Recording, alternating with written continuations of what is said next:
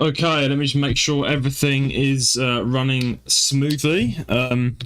For you guys, my mic should be more clear now. My mic should be more clear. Is the camera good? Let me just adjust that. Kind of a rushed stream today. I didn't set up too well. Been very busy, guys. Been very busy working on a very exciting new project for the community. I am obviously starting up a new podcast under the same platform as the podcast I'm running at the moment called, originally we were called the JR's Gaming Podcast that I did with Rowan Fern. But now I'm launching a new one, a new podcast on the same platform. We're revamping everything to the Not My Cup of Tea show. And that is launched now. It's launched. All the art is up. If you go and check it out, if you're subscribed to my podcast, you'll see that it's all sorted. My links need to be updated, actually. I think I still need to update that. But if you can find it if you click the podcast link. But very busy with that. Me and Eli and the team have been working so hard on the new podcast. I originally wasn't going to stream today, right? I originally wasn't going to stream. But I was like, you know what? I got to give the community what they want. Let's get a stream out. There's a bit of delay on my camera, so let me just fix that. There we go. Should be good. Hopefully we're not too laggy today. We'll have to find out.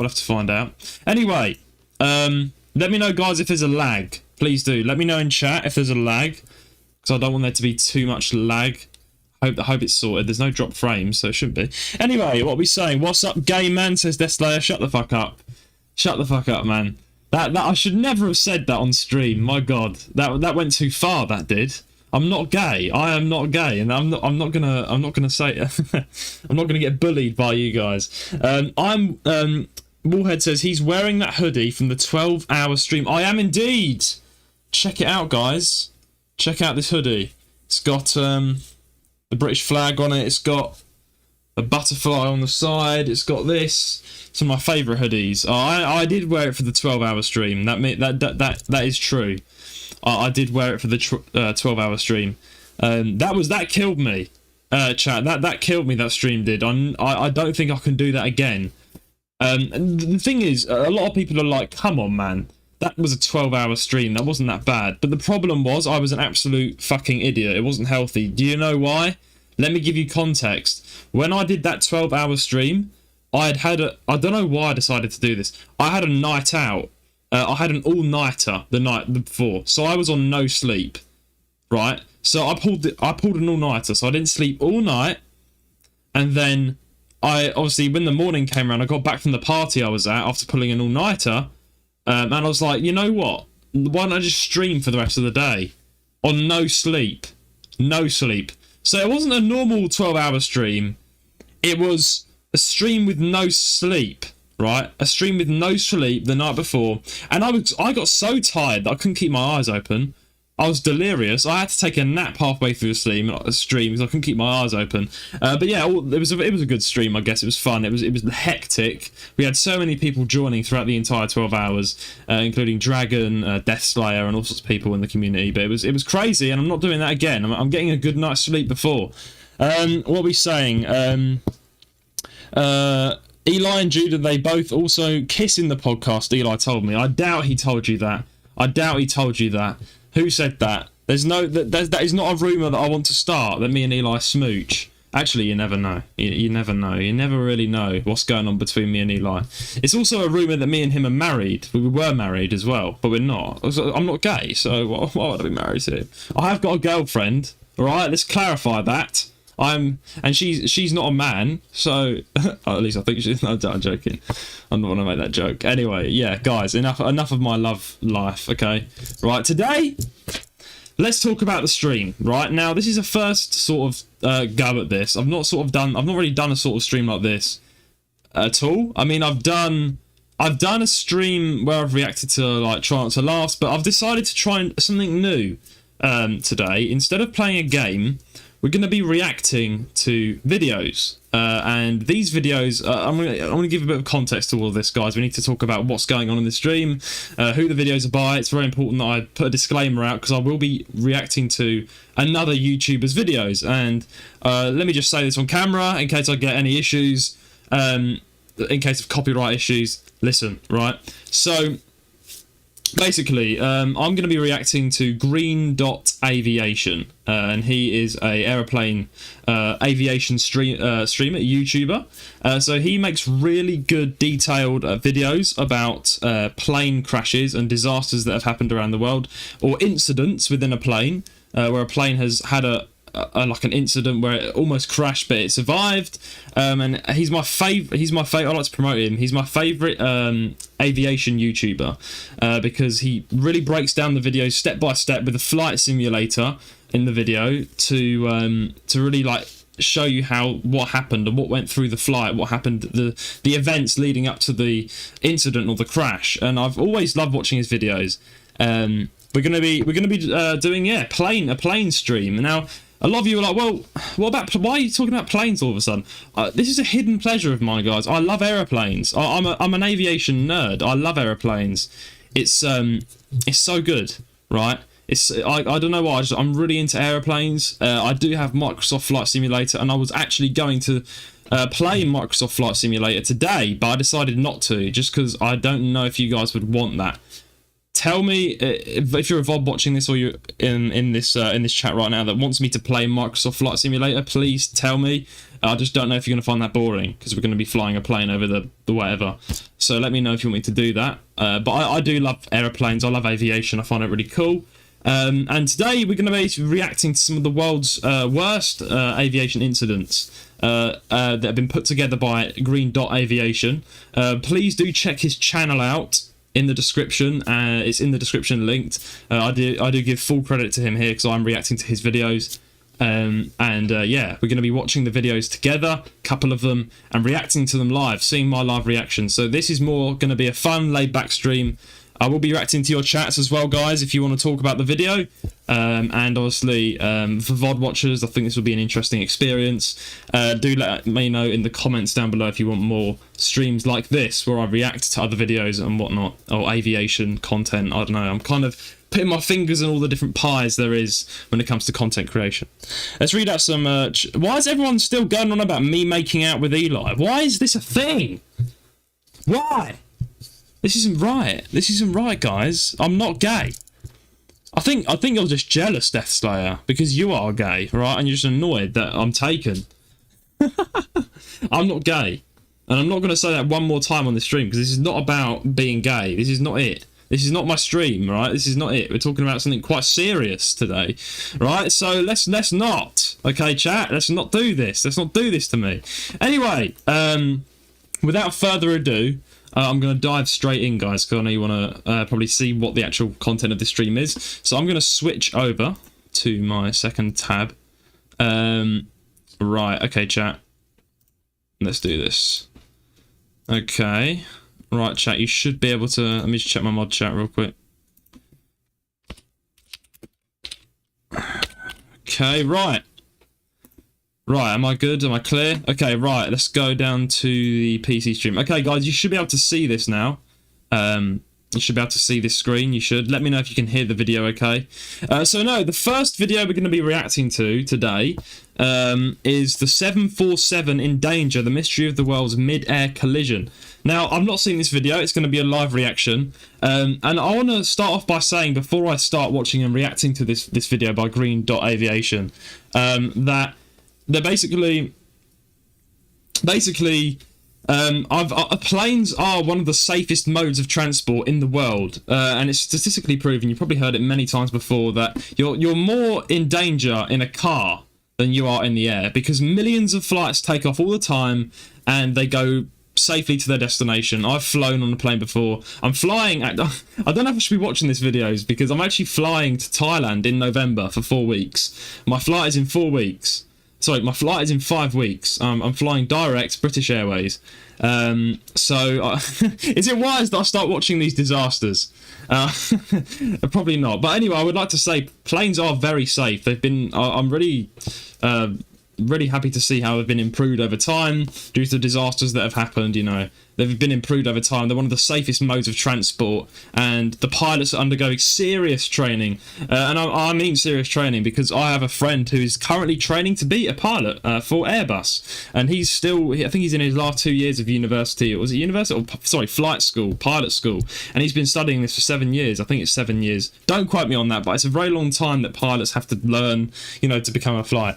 Flight 2550, when? Is that on here? I will react to it if you want. Guys, if you want me to react to a certain aviation disaster, I will. Eli says you're a bit loud. Okay, mate, let me just turn that down a sec. Okay, I'm going to turn myself down by this decibel. How are we doing now? How about there? Let me turn myself down a bit. 1, 2, 3, 1, 2, 3. Quick sound check, guys. My levels. I have literally fixed my microphone. Oh shit, I'm on 80. That's not. I'm on 100. That's not good. I should have fixed that for the stream. Okay, fixed. Sorry about that, guys. I know I'm a bit loud. Okay, so yeah, I have my microphone fixed. I had a quality upgrade to it, and now it's yeah, there we go. It's better now because I had an issue. I had an issue like with my my mind's gone blank. I had an issue with my quality, so now it should be loud and stuff. Anyway, right, let's get on with today's stream then, chat. Let's do this. Right, so this is called 747, the 747 in danger. Now, we're going to find out more about it. But yeah, again, I'm going to say one more time because I'm scared I'm going to get copyright striked because I'm reacting to another YouTuber's video. This is Dot Aviation, and I would highly, as you can see, I am subscribed to him. He's a really good aviation YouTuber. So let's watch this. Let's start.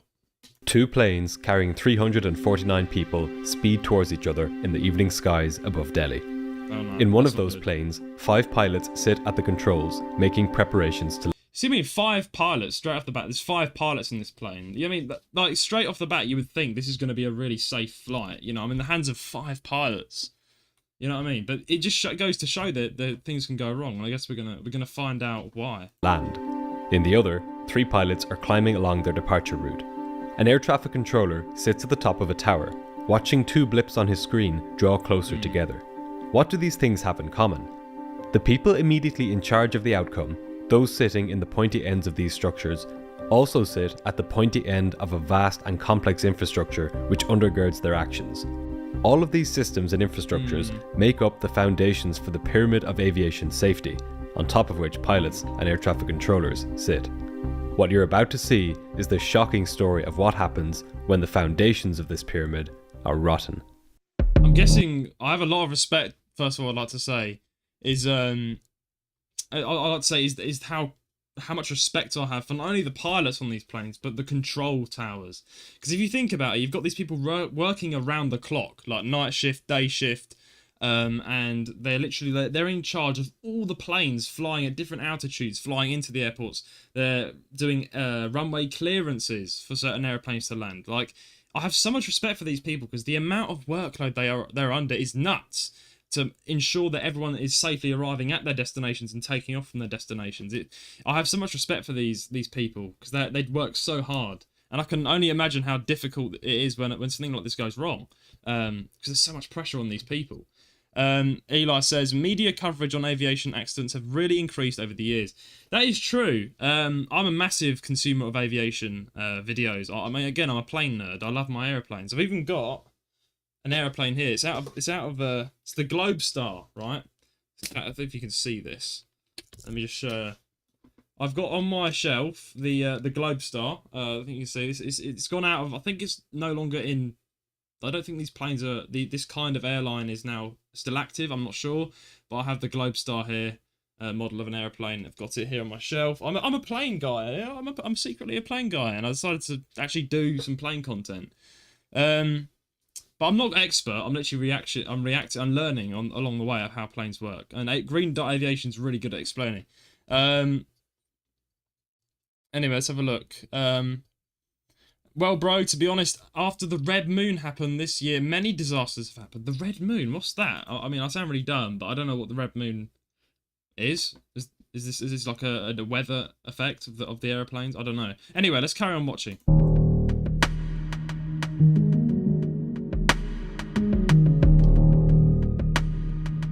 Subscribe to him. He's a very good YouTuber. On the evening of November 12th, 1996, 289. I'd like to say 1996. I've noticed that there was an increase of accidents with airlines like quite constantly in the 90s and the 80s. And I found this quite interesting because that just goes to show that, airplanes were fairly new during that time. Like, airplanes were only around for what? Is it 40 years since the 80s and 20s? Like, I don't know. But they've not been around for that long, and now they just boomed after the airplane was made and people were flying and stuff after World War II and stuff, using jets and stuff. Like, airplanes just became a massive mode of transport, and then it kind of boomed in the 80s, I think, and the 70s for a massive mode of transport. Everyone started jumping on the airplane business, and that's when they officially started becoming a mainstream mode of transport. And you find that was when most of the accidents were happening. And this is due to testing, literally field testing. When something is new, right? Like, let's say when you make a brand new mode of transport, you haven't got enough time since the invention of the transport and the current date of the transport that's being used, like today, to know if it's going to go wrong. So there's a high probability that accidents are going to happen along the way, and that's how we have such a safe. I can't speak today. Why flying in airplanes today are very safe, because we have had, lots of accidents back in the past when planes were fairly new, and people have tweaked the airplanes bit by bit to make them more safer. But I thought I'd like to add that I've noticed a lot of disasters tended to happen in the 90s and the 80s because airplanes were still getting tested and tweaked, and disasters were more likely to happen because the airplanes weren't fully, equipped with the highest of safety maneuvement. I don't know. You know what I mean? Passengers and 23 crew stepped on board a Saudi Arabian Airlines Boeing 747 in Delhi, India. They were bound for Dadran International Airport in Saudi Arabia, a 4-hour journey. Many of the passengers were migrant workers, headed for construction and hospitality jobs in the Gulf. Flight 763 was the beginning of a... I'd like to say I've noticed the plane doesn't have any screens on the back. Obviously, that's because it's an older model back then, but must be so boring when you sit in an airplane and there's no TV screen on the back. I love it when an airplane has a TV screen in the back, You just watch all the movies you want, It's like it passes the time. Desla says, well, Jude, actually the red moon is basically known as a sign of a big disaster. Like, not too long ago, it happened in August, or a couple of weeks ago, Iran started a war against Israel. So is it like war then? The red moon, or is it actually like a weather? I thought it was like the moon turning red. I don't know. Right, I don't know. You have to show me more of it. Okay. Anyway, let's carry on watching. Long journey for them. Okay, we've got Saudi Arabia. As they settled into their seats, a few hundred kilometers to the northwest, another group of passengers was descending towards Delhi, getting ready for a much shorter trip to the Indian capital. Right. Okay. Most of the 27 passengers on board Kazakh Flight 1907 were traders, preparing for a shopping trip to Delhi. Their plan was to buy up as much cheap textiles as they could, and to fill the plane up with them for the return journey to Kazakhstan a few days later. Oh, okay. Adverts. For several strange reasons, which we'll explore in a moment, these two sets of passengers would come closer together than ever intended. That's not good. But at least initially, as the Kazakh plane began its descent, and the Saudi plane was loaded with passengers and baggage. I think the whole point of air traffic control, and I'm interested to see how this happened, how this collision, I'm not sure if the collision happened or it didn't. I don't know. We're going to find out. But I find it interesting to know what air traffic control were doing, because their whole job is to make sure collisions don't happen. That's the whole job. Because if you think about the amount of planes in the air right now, it's nuts. And they've all been on a certain flight path on a certain time to avoid collisions from happening. So I'm really intrigued to see how it happened. All was normal. In command of Saudi Flight 763 was 45-year-old Captain Khalid al-Shubaili. With just short of 10,000 hours of flying time, he was a highly experienced pilot. He had flown this route many times before, and was familiar with the peculiarities of Delhi's airspace at the time. So he's fairly experienced. Sitting to his right was Nazir Khan, an American captain who would be acting as first officer on this flight. He was 44 years old, and was also very experienced, with more than 7,000 hours of flying time under his belt. I mean, that's what we need. You need experienced pilots all the time, so they know how to handle all the situations. I think we would be a lot more scared if there's a pilot with like 3 hours of flight time, and they're like, right, I'm going to fly you. I'll be like, no. Again, it just goes to show how experienced pilots are. This really quick chat from Deslayer talking about the planes. They're inspected before flight because the main matters are the turbine engines. If they fail, it's rip. Same goes with the flaps because flaps can get stuck or jammed. Oh yes. Planes, they undergo severe checks to make sure everything is up and running before its next flight. That's why, when you're sitting in your lounge, right then and there, the plane is getting checked. Everything is the flaps. I mean, it's funny how flaps on an airplane wing is so important. Like, if the flaps aren't, I think they lowered, or, if the flaps aren't activated when you're taking off, basically, the entire flight won't take off. Like, if you've not got the flaps lever up or whatever, the plane will just crash because it won't have enough lift to go into the air. It's so fascinating how such a massive aircraft is controlled by just like mainly the flaps as well and this airspeed. It's just amazing to me. It's really fascinating. Two pilots was flight engineer Ahmed Idris. At 33 years old. But I'm not going to act like I'm an airplane expert. I'm learning, but I do like to learn about these things, as I hope you guys do too. He was the least experienced member of this flight crew, with just over 3,000 hours total experience. It's fine, we've got on this evening, these three pilots and their 309 passengers and crew would fall victim to a complex web of systemic inadequacies, completely beyond their control. The foundations of the pyramid, which had supported their safe passage through the skies for all these years, was about to reveal its fatal flaws. Oh no. Once the pilots had completed their checklists and all of the passengers had boarded, Flight 763 pushed back from the gate. Okay. The countdown to disaster had now begun. The time was 6:20 in the evening. As the Saudi jet pushed back, Kazakh Flight 1907 was in the middle of its descent towards the airport. I thought, like, if the plane is descending towards the airport, that's going to be air traffic control are going to know, right? They're going to be like, there's a plane coming in. Let's make sure that there's space, there's runway clearance for the Kazakhstan flight, so it doesn't collide with any other planes. Like, I'm still like, why is this going to happen? I want to know what happened. 90 nautical miles away, or about 170 kilometers. Along with 27 passengers, there were 10 crew on board. Even though this particular aircraft, a Soviet-designed plane called the Illusion 76, was just 4 years old, the technology on board was ancient.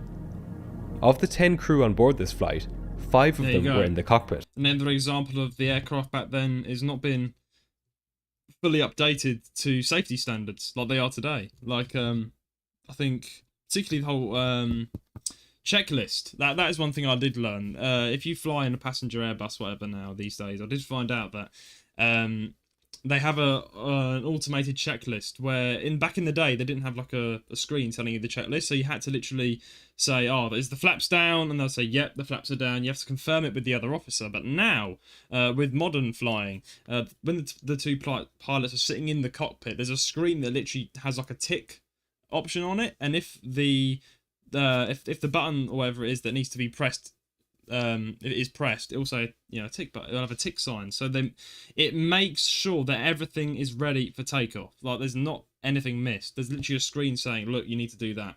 So instead of checking with each other and then forgetting something, it's a lot safer.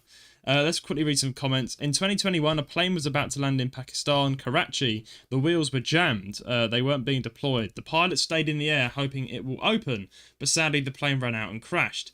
And it was an Airbus which crashed. Many people died, and in a small town, it was destroyed in the city. The pilot's last words were, "I'm sorry, everyone. Mayday. God bless you all, and go to heaven." That is really awful. Again, it's just so tragic when these things happen. And that is quite an interesting point you've made there about the wheel. Was it the wheels being jammed? That has happened actually a lot in aeroplane disasters. Or there's been a very close call, actually, the British Airways flight in Heathrow. And one of the wheels wouldn't deploy, so it was jammed, but because the needle fell out during takeoff, and then when it came to land at Heathrow Airport, the second wheel was jammed and it couldn't open. They tried all these ways to try and tip the wheel out, but it was impossible. They couldn't land on that wheel, so they ended up having to I think, land on one wheel and then kind of skid the plane, and it was really awkward. But everyone survived, thank God. And it was a really it was a miracle how they managed to do it. You should definitely check out videos on that. I'm not sure what the flight was called, but it's definitely documented in aviation history. But yeah, wheels are very important when landing a plane. To accommodate all of them, the cockpit was split into 2 decks, an upper deck and a lower deck. On the upper deck, sitting in the left-hand seat, was 44-year-old Captain Alexander Robertovich Cherapanov. He was joined to his right by 37-year-old First Officer Ermek Kozametovich Zangarov. Behind him was 50-year-old Flight Engineer Alexander Alexandrovich Chuprov. And there's loads of people that know what they're doing on these flights. It makes you feel like you're in safe hands. 41-year-old radio operator Igor Alexievich Rep. And finally, sitting on the lower deck, in what might be called an original glass cockpit, was a navigator, 51-year-old Zahambek Jusenovich Apravev. This was an experienced crew. Even the least experienced pilot, the first officer, had almost 7,000 hours of flying experience. But there was one area in which the crew were all badly lacking: their level of English. Oh no. This fact, combined with some quirks of the aircraft they were flying, would lead to disastrous consequences as the aircraft near Delhi. I mean, surely, I think with another advert. Pure pet food, take 1. This. No, I don't kibble. want to know. Shut up. We Get wouldn't lost. eat this. So, as I was about to say, the aviation language when it comes to flying airplanes is English. Everyone has to speak in English. All the pilots have to speak in English. So if your English is bad, then you shouldn't be flying, to be honest, because you need English, right? You need your English skills if you want to get anywhere with flying, because it's the aviation language. So when someone's English is not good, why are they flying the airplane? Because I'm sure that you need to be at least like a C2 level speaker in English in order to fly an airplane. So you're fluent, so you know what the readings are and stuff. Anyway, chat, I will literally be 5 seconds. I need to quickly do something.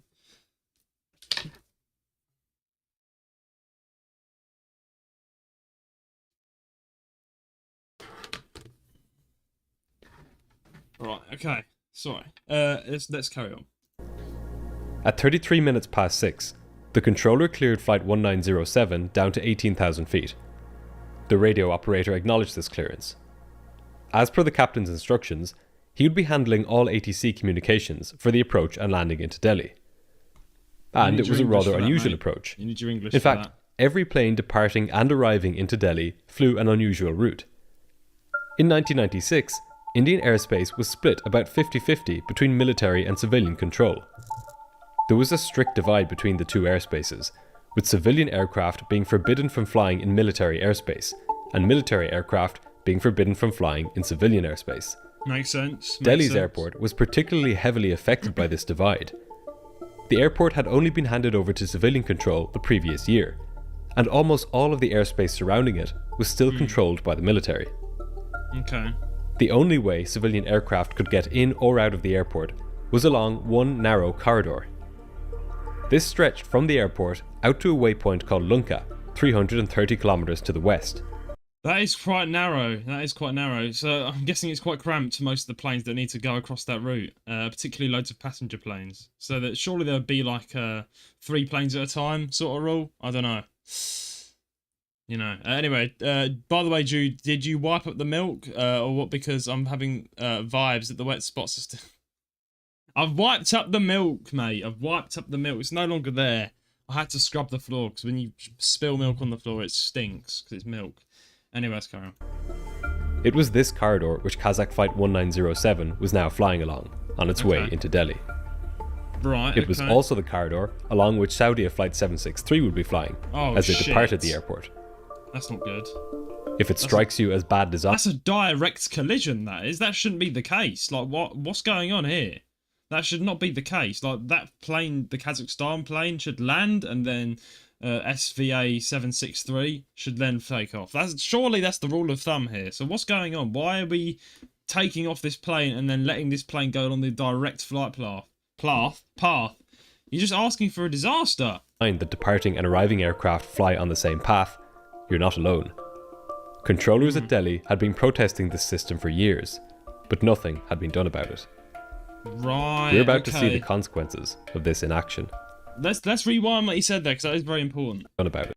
Designed that departing and arriving aircraft fly on the same path, you're not alone. Controllers at Delhi had been protesting this system for years, but nothing had been done about it. Protesting the system. So that system has been brought up as a complaint as dangerous because planes are going to collide if they're flying at the same time. Why is no one doing anything about it? That is a political issue. That is an issue with the air traffic control, the people that control the airspace. That needs to be sorted out. Never should we have an issue like that, because there's lives at stake here, you know? That is a really bad... That's not like a small mistake, that is. That's a big mistake. To have that grey area, but you don't know if there's a plane coming, I don't know, or another plane's taking off. That's what it looks like to me. Yeah, damn. We're about to see the consequences of this in action. At 33 minutes past 6, just as the Kazakh pilots received their descent clearance, the Saudi pilots lined their massive 747 up with runway 28 and began their takeoff roll. And that is no small plane, by the way. The 747's fucking huge. They are humongous planes. Have you seen them at the airport? They're like, they literally topple the size of, they make other planes tiny. The Boeing 747 is by far surely one of the biggest airplanes. I think the A320 is one of the biggest. The A320 is the biggest airplane, but the 747 is no joke. And if that is to hit another plane at full speed, you're asking for absolute trouble. There's going to be no survivors. So this is already looking extremely awful.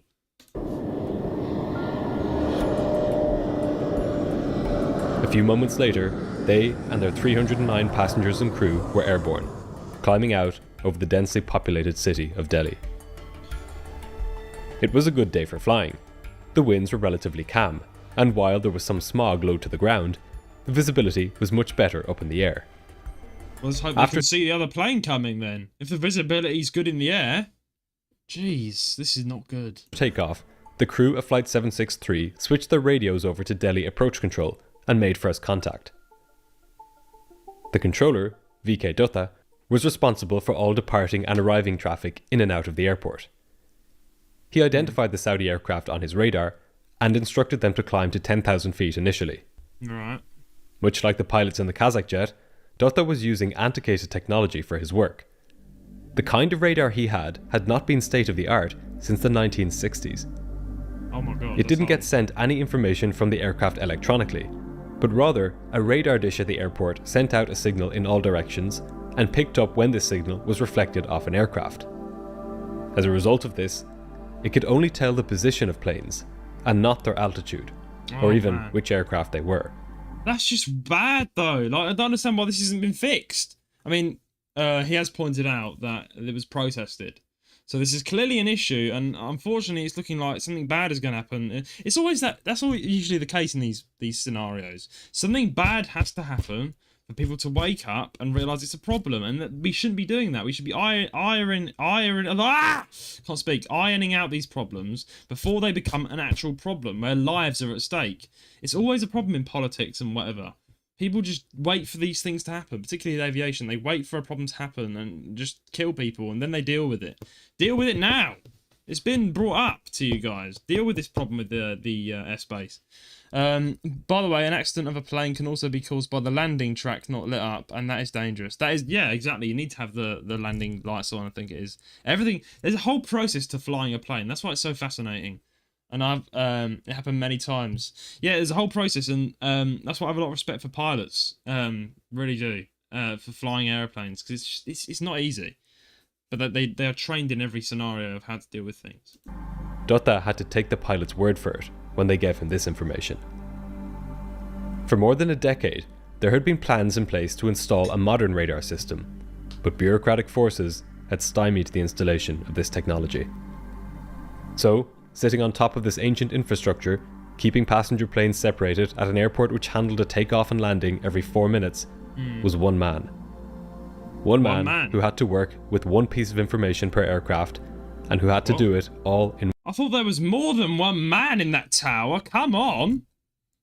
I always thought it was a bustling tower of many people. This is just getting worse and worse. one narrow corridor. Because there was...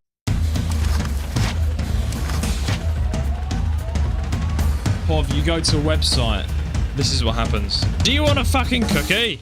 No, I don't. Adverts.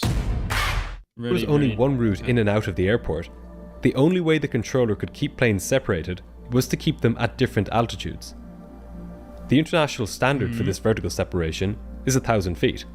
The controller's plan was to keep the inbound Kazakh plane at a higher altitude. Okay, so the controller does know about the two planes that are coming, one's going in, one's going out. Okay, at least that's been notified. So surely there won't be an issue because he's going to keep them both notified of each other and they can stay 1,000 feet apart. Hopefully. And to let the Saudi plane pass beneath it. As the Saudi 747 continued its climb to 10,000 feet, the Kazakh plane was descending through 23,000 feet, on its way down to 18,000. Really annoying. It was just over 70 nautical miles from the airport at this point, or 130 kilometers. The radio operator, sitting behind the pilots, reported their position to air traffic control.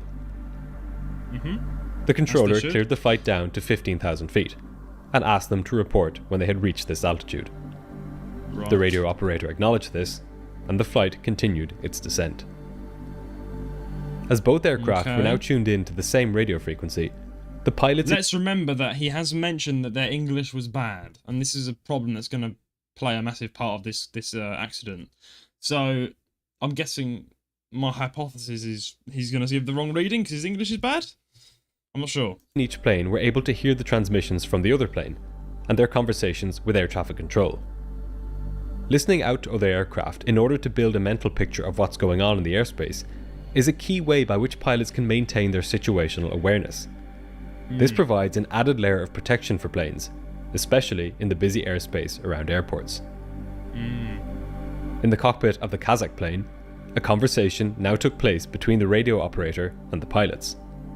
They needed to convert the altitude the controller had given them, 15,000 feet, into meters.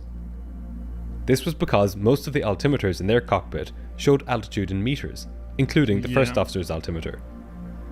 This was important because he was the one flying the plane. Only the captain's altimeter and the navigator's altimeter on the lower deck showed altitude in feet. The radio operator checked his conversion chart and told the pilots that 15,000 feet was equal to 4,570 meters. They acknowledged this and continued their descent. Okay, so that's a convert. 1 minute after the controller had cleared the Kazakh flight down to 15,000 feet, the Saudi Arabian pilots told the controller that they were level at 10,000 feet. They asked the controller if they could climb higher. No, he should be. The controller then cleared Saudi Flight 763 up to 14,000 feet. Oh my this God, was that's as close as the controller was going to allow the planes to get. That's a bit too close. Come on, that's very risky. Like 1,000 feet, like that is a lot of feet. I'll be honest, but that is risky when you've got an entire full plane of people, like a massive Boeing 747, and then you've got this Kazakhstan flight full of traders. Surely they could at least drop it down a bit lower. Like they should have been like. I mean, I don't want to speak like I know what I'm talking about because I'm not like a pilot. I'm not like a. I've got to say I'm not an expert at this at all. But I'm just kind of reacting as a normal person. Surely, like they would at least give a bit more clearance for the two aircraft, just in case there is an issue. You've at least got a couple more 1,000 feet in between.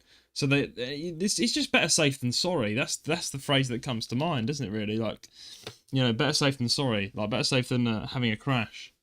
Going to let the Saudi plane pass 1,000 feet below the Kazakh plane, and then, once they had passed each other, he would issue further climbing and descending instructions respectively.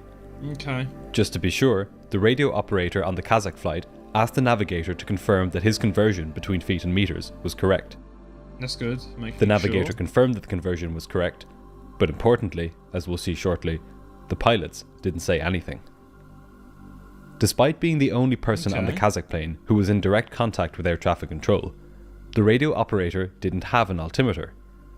In order to see what altitude his plane was at, he had to lean awkwardly over to one side to take a look at the pilot's instruments. The two aircraft were now just a few minutes away from the point in the sky where they would meet. The Saudi plane was climbing, and the Kazakh plane was descending. But right on cue, the Saudi pilots called air traffic control and reported that they were now approaching 14,000 feet. They asked to climb higher, but the controller told them to stay at their current altitude. Yes. He was going to keep them at 14,000 until the Kazakh plane had passed 14. 1,000 feet overhead. Okay. So All far, was it's normal a on plan. board Saudia Flight 763. The pilots were aware of the inbound aircraft, but they were not concerned about it. They had flown in and out of Delhi plenty of times, and had not encountered any major issues with other aircraft. Okay.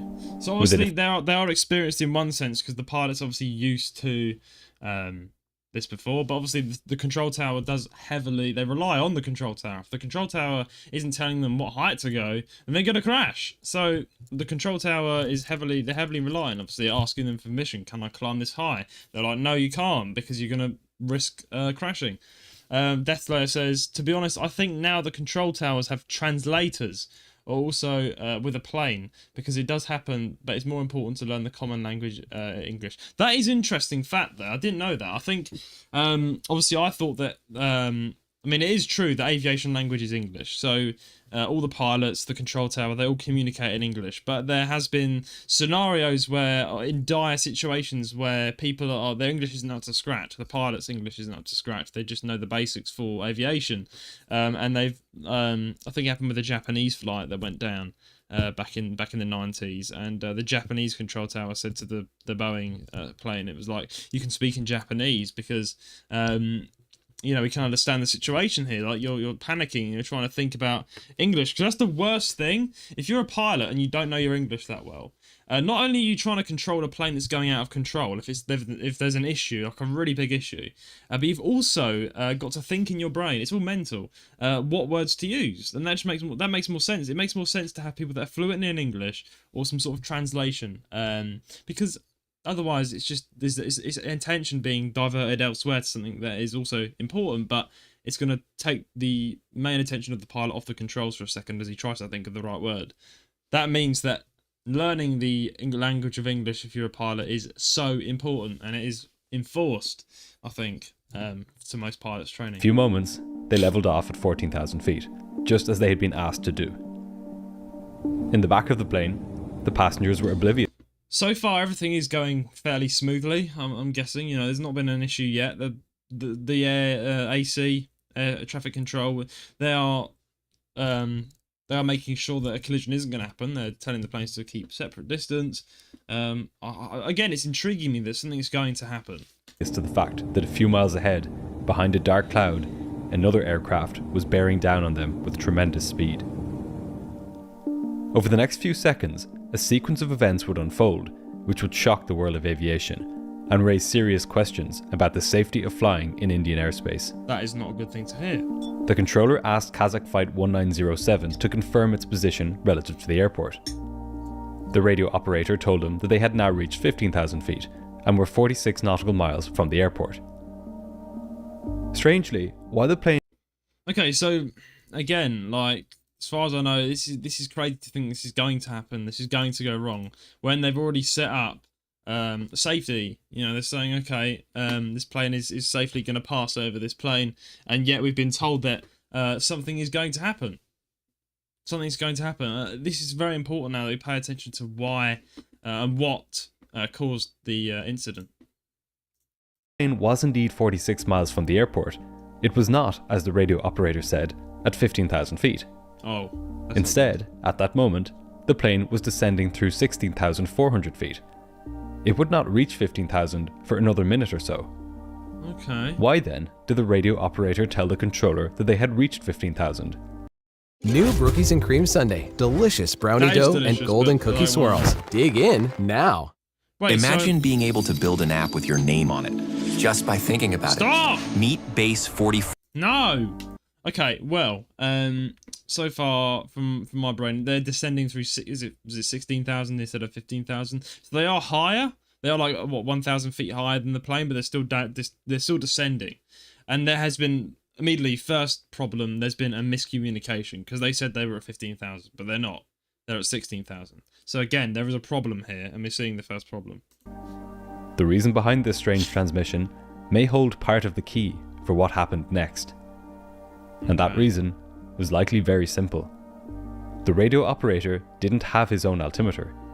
It's likely that he was simply unable to easily peer around to check the pilot's altimeters, so he just guessed that the pilots had now leveled off at 15,000, That is not practical. When you're flying a plane so close to the proximity of a massive passenger plane, you can't be cutting corners being, oh, well, I can't see over the pilot's shoulder. Like, again, this isn't practical. This is not practical for aviation, for flying airplanes. These are killer machines, right? Look how massive these things are. You cannot afford a mistake. Like, why is it not... Why he should have that information in front of him to give to the radio control tower. Why is it not available to him? Why is he taking a guess? This isn't good. What's bad here is not that the radio operator misjudged the plane's altitude, but rather it's what this transmission implies about the communication between the crew on board. That's what I'm saying, and this is the thing, the worst problem that could ever happen when... This is like the worst problem that could happen when you're flying two planes directly over each other, which does happen quite a bit. Miscommunication of coordinates is costing someone's life here. That is the worst mistake you can happen. You need to know exactly what height you are, what height the other plane is, and how you're going to go through with this, this pass. Because if there is a miscommunication on one end or the other end, it will result in disaster. It's the worst thing to happen. This is the worst possible mistake that can be made. This was a flight crew who, fundamentally, were not on the same page as one another. The controller told the Kazakh flight to stay at 15,000 and warned that there was a Saudi Boeing 747 at their 12 o'clock position 10 miles away, which would cross them in 5 miles. He asked the flight to report whether they could see the other aircraft. In the front of the cockpit, the two pilots began chatting amongst themselves, looking for the Saudi jet. If it had been a clear night, they would easily have been able to spot the lights of the 747 out their windscreens. But with thick clouds ahead of them, there was no way they could see the other plane. The radio operator asked the controller to repeat the distance between his plane and the Saudi plane. Traffic is at 8 miles, level 140, said the controller. The radio operator reported that he and his crew were now looking for the other aircraft. This is where things started to go really wrong. As the seconds ticked by and the crew looked for the 747 ahead of them, they began to slip below their cleared altitude of 15,000 feet. Second by second, the Kazakh plane descended. And then it entered a cloud. Both aircraft were now in the same cloud, hurtling towards each other at a combined speed of well over 1,000 kilometers per hour. This should not have happened. Why is this being allowed? This is the whole problem. They're in a cloud as well. This is just getting worse and worse. The reason that the Kazakh plane slipped below its cleared altitude is still shrouded in mystery. Some have suggested that the pilots, with their poor knowledge of English, misunderstood the controller's report of traffic at 14,000 feet, and instead took it as clearance for them to descend to 14,000 feet. This shouldn't be the case. You shouldn't have problems with English or whatever if you're going to be flying an aircraft. This isn't good. This is not good. The whole point of this is you need to be clear with your communication. It's also possible that the first officer, with his Soviet altimeter, hadn't heard the radio operator and navigator convert between feet and meters earlier on. Perhaps he knew that he was supposed to level off at 15,000, but he just didn't know what this was in meters. But one thing is clear. Had these planes been fitted with TCAS, or Traffic Collision Avoidance System, which was mandatory in the United States at the time, they would have immediately seen the danger. By this point, less than 40 seconds from collision, the technology would have been frantically ordering the pilots to climb away from the danger. Yeah, surely, again, we're at here, but surely there's going to be something in the plane that's going to tell you you're approaching an object, pull up, like the pull up signal thing. But again, is it too late for that to be the case? Again, this is just an awful situation. It's just a simple miscommunication has led to a massive disaster. Climb now. Climb now. But this last line of defense had not been made mandatory in India or any other part of the world outside the US by this point. In the control tower, the human last line of defense, VK Dutta, had no way of knowing that one of the blips on his screen was not doing what he had asked of it. He watched blissfully on as the two blips drew ever closer together.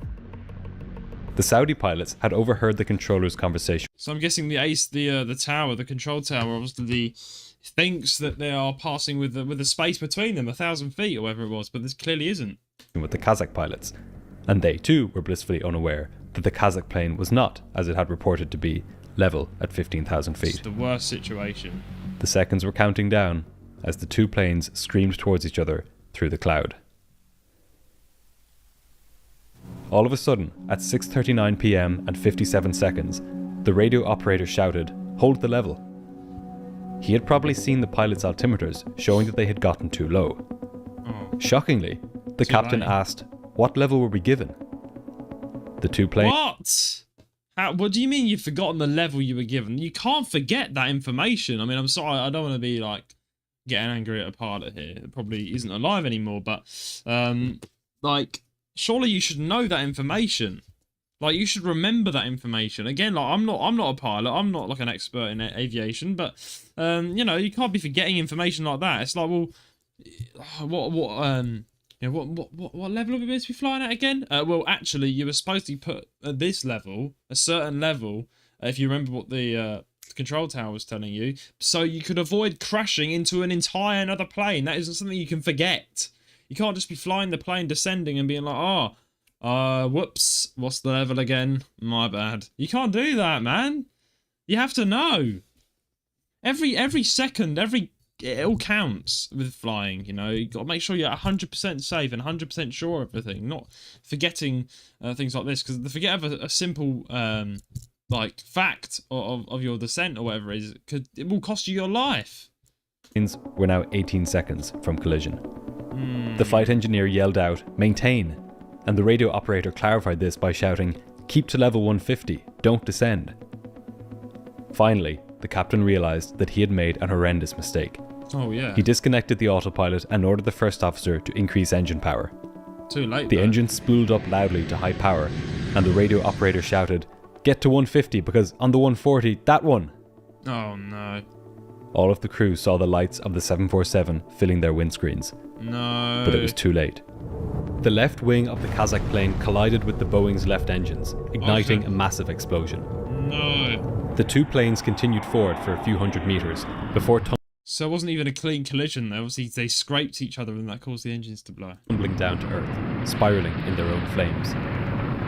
The controller watched on as the two blips on his radar merged and then disappeared. Shortly after, he heard a voice over the radio in Arabic. It was the Saudi plane. He called both of the flights multiple times, but got no response. I can imagine as an air traffic control person, right, in that tower, it must be so devastating. I'm guessing you probably feel guilty when you're the one in charge of those flight safety, like, and obviously this was an accident, obviously a terrible accident.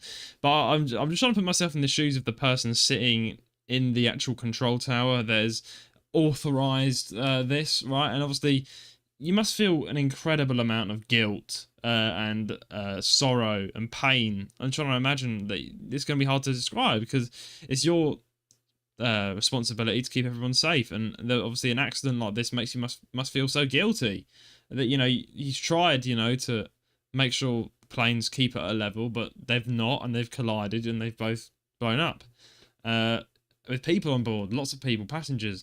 So it must be so hard as an air traffic control person, especially as one person in the, I think you mentioned, like, one person in the tower operating this whole thing. It must be so hard to see that happen in front of you, and you're the one who, like, obviously authorized it. It's not easy. It definitely isn't an easy job at all. A minute after colliding, both planes slammed into the ground. Tired of big bulky bags of processed kibble? No! Or defrosting expensive meats? What are you on about? There were no survivors. I mean, I'm not surprised, unfortunately. Again, these are two big aircrafts that are just colliding and hitting each other. And again, if you think about the speed that these things are going at, and then they hit the ground as a crash, there's no way, unfortunately, you can survive that. With 349 people dead, this crash remains the worst mid-air... Oh no, 300 so let's say it again.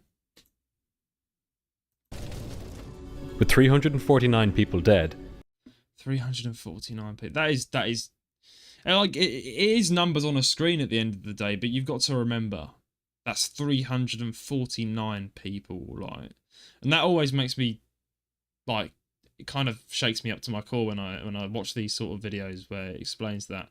Because if you think about 349 people, that is, 1, 2, 3, 4, 5, 6. So you got to keep going until you get 349. That's people's lives, past, futures, all gone, with a simple accident of the height of the planes, and that is just tragic. It's a really tragic disaster. Again, these disasters that happen, they're not to be taken lightly.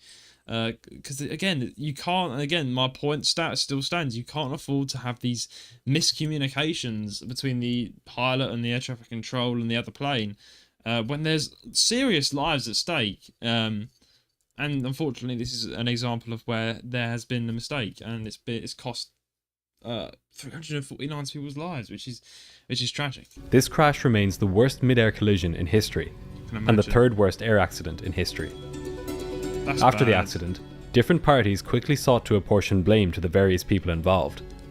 The final report into the incident emphasises the crucial role that the Kazakh pilots played, in that they were the ones who had slipped below their assigned altitude. With the sheer number of people in the cockpit, it became very easy for a working culture to develop whereby different tasks were seen as not my problem. In this case, no crew member took responsibility for ensuring that the plane stayed at its assigned altitude. It didn't help that the technology on board the Kazakh plane was practically ancient. Not only did the aircraft not have TCAS, but it didn't even have something which all Western passenger aircraft had had since the 1960s, an altitude alert tone. This would have alerted the pilots when they were nearing their assigned altitude. So I'm saying that things that are in place today, and a lot of these accidents that I've seen, there are things missing that are supposed to be there. Alerts, things that should be in place to ensure complete safety of these situations, but they just aren't there. And on top of this, the plane's autopilot didn't even have an altitude capture mode, so it couldn't level off automatically when the selected altitude was reached. These are incredibly basic autopilot functions, which had been in other aircraft for decades. Either of them would have prevented the collision entirely. All of this, when combined with the grossly inadequate and outdated airspace infrastructure, made this accident all but inevitable. Outdated. As a direct result of this accident, in 1999, India became the second country in the world to mandate the use of TCAS in its airspace.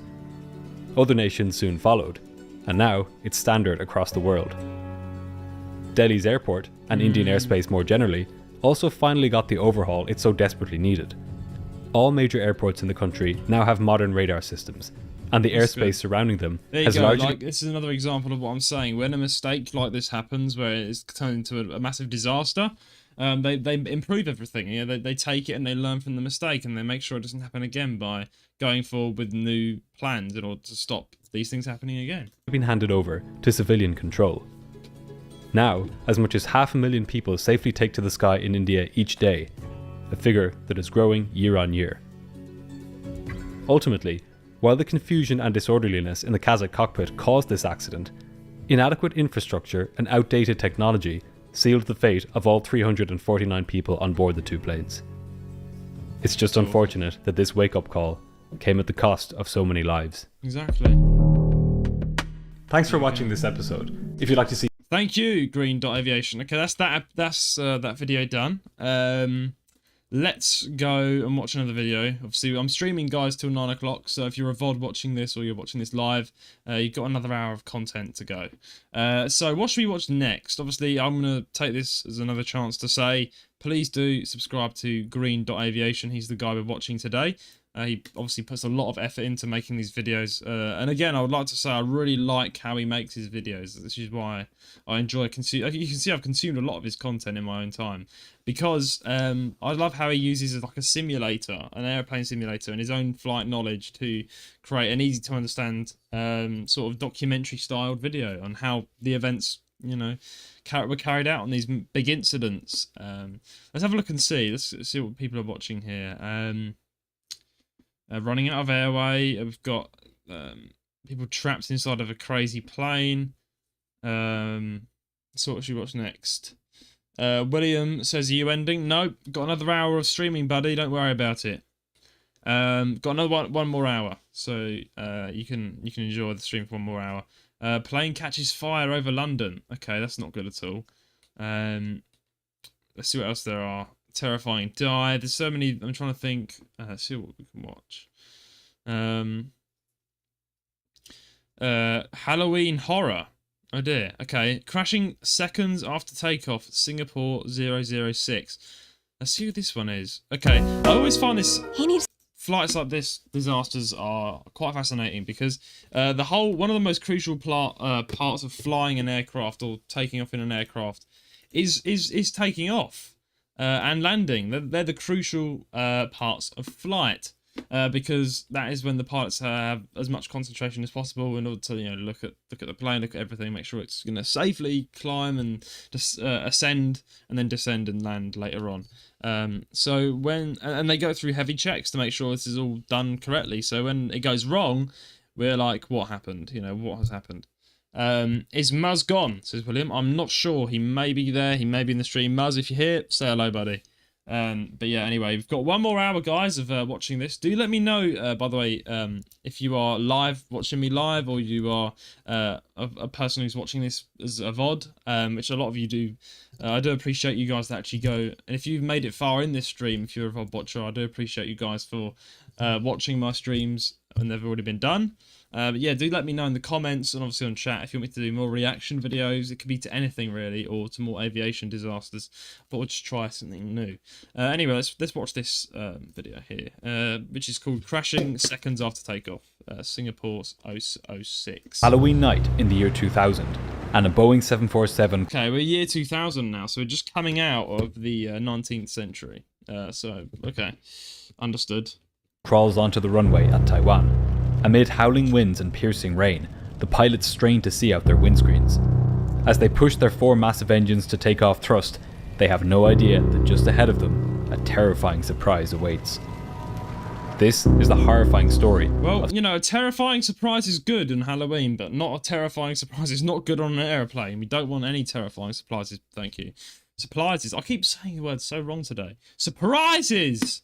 Surprises, surprises, surprises. Why is my words mixing up? That's not good. Singapore Airlines, Flight 6.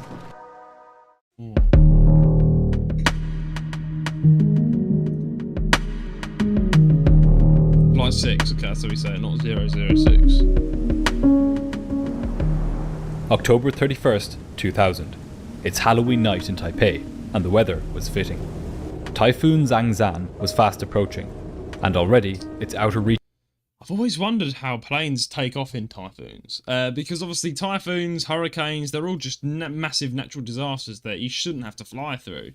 I'm pretty sure when a typhoon does, come across a country, particularly in Southeast Asia and East Asia, where you have typhoons and things like that, it's quite popular, particularly, where the tropics are, like Thailand, Taiwan, Singapore. These are all places that are in that circle of typhoon areas.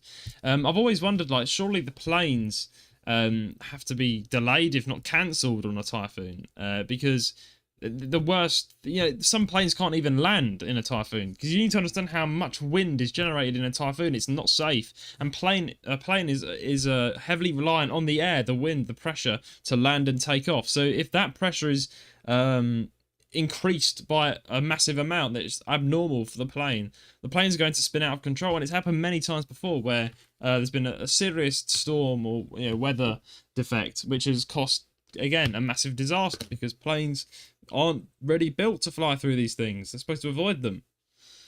Were beginning to batter the airport. Winds as high as 100 kilometers per hour buffeted the aircraft on the 100 kilometers per hour. You see what I mean? That is not good. That is not good to be flying in. Back as heavy rain pelted the terminal. But safely on board a Boeing 747. I mean, the safe thing to do here would be to delay the flight till the typhoon passes on. Yeah, I know, it's not good.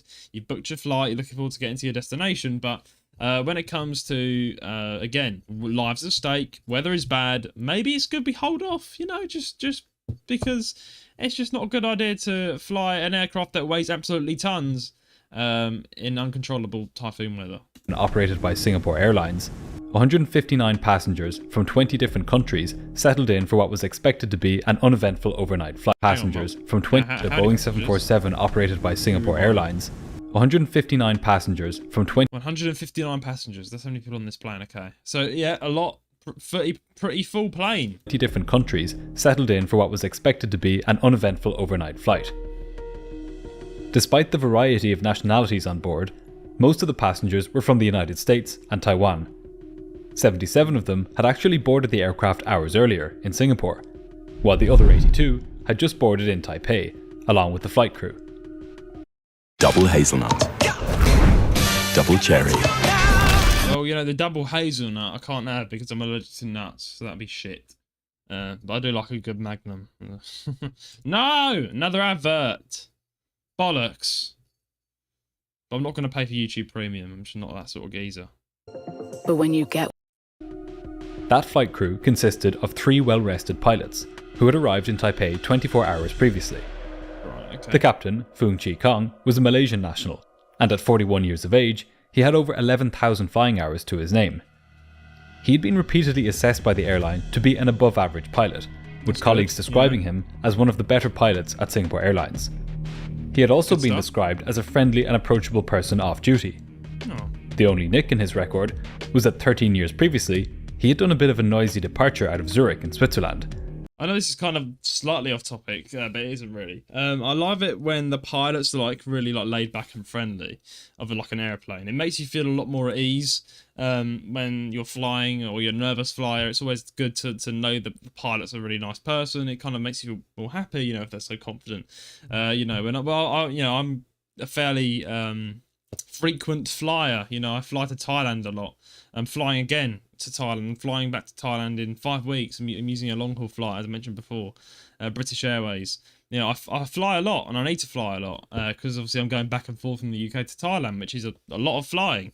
I love it when the pilots kind of have like a really sort of funny attitude. Like sometimes you might find a pilot puts you at ease by making a little joke on the intercom, you know, kind of having a bit of fun with the passengers. It's rare, but it does happen, and it's really kind of heartwarming to kind of humanise these pilots. They're like, you know, we're just humans too. We're about to fly to your destination, crack a joke on the intercom, and it's kind of like, haha, that's funny. I like it. Or when the pilots do come, which is rare, but I like it when it happens, and I've seen it happen where the pilot actually comes and like addresses the crew, says hello to the passengers. Sorry, so I'll come out of the cockpit. Hello guys, how are we doing? You know, it's kind of nice, you know, to have that sort of connection with the actual pilot, because most big flights, you know, commercial flights, you don't see the pilot, and you don't really. He's just a person behind a cockpit door. But it's nice when they make themselves known to the passengers, and they're friendly. You know, it does add a layer onto them that makes us feel more comfortable, particularly flying. And received a letter from the airline asking him to stick more rigidly to the noise abatement procedure there. Not the worst of crimes, although with the wind howling like it was on this night, noise shouldn't be a problem. The first officer was 36-year-old Singaporean Latif Sairano.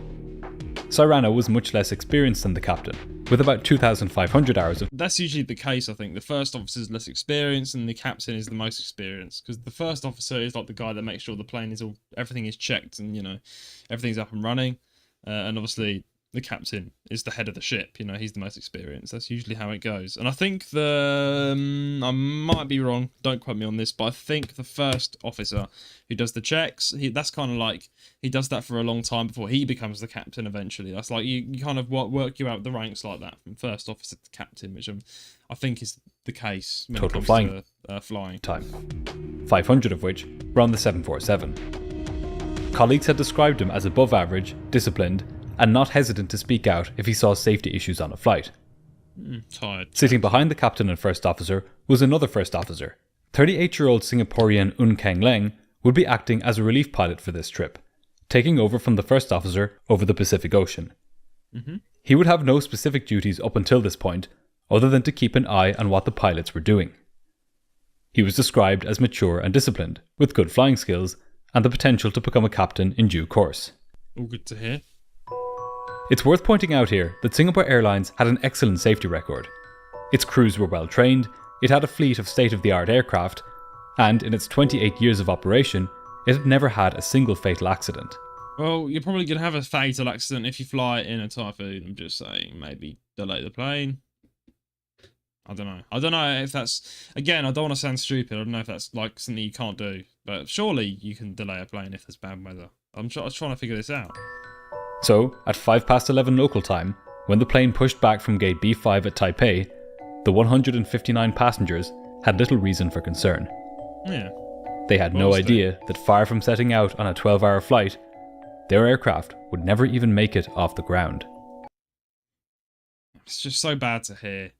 I don't know if this is going to be a tragic. Sometimes Dot Aviation covers flights that safely manage to recover people or have a close incident. I'm just hoping this isn't one of those crashes where it's really bad. Picture the scenario. It's late at night, the weather is poor, and it's getting worse as a typhoon is fast approaching. Give me 5 seconds, chat.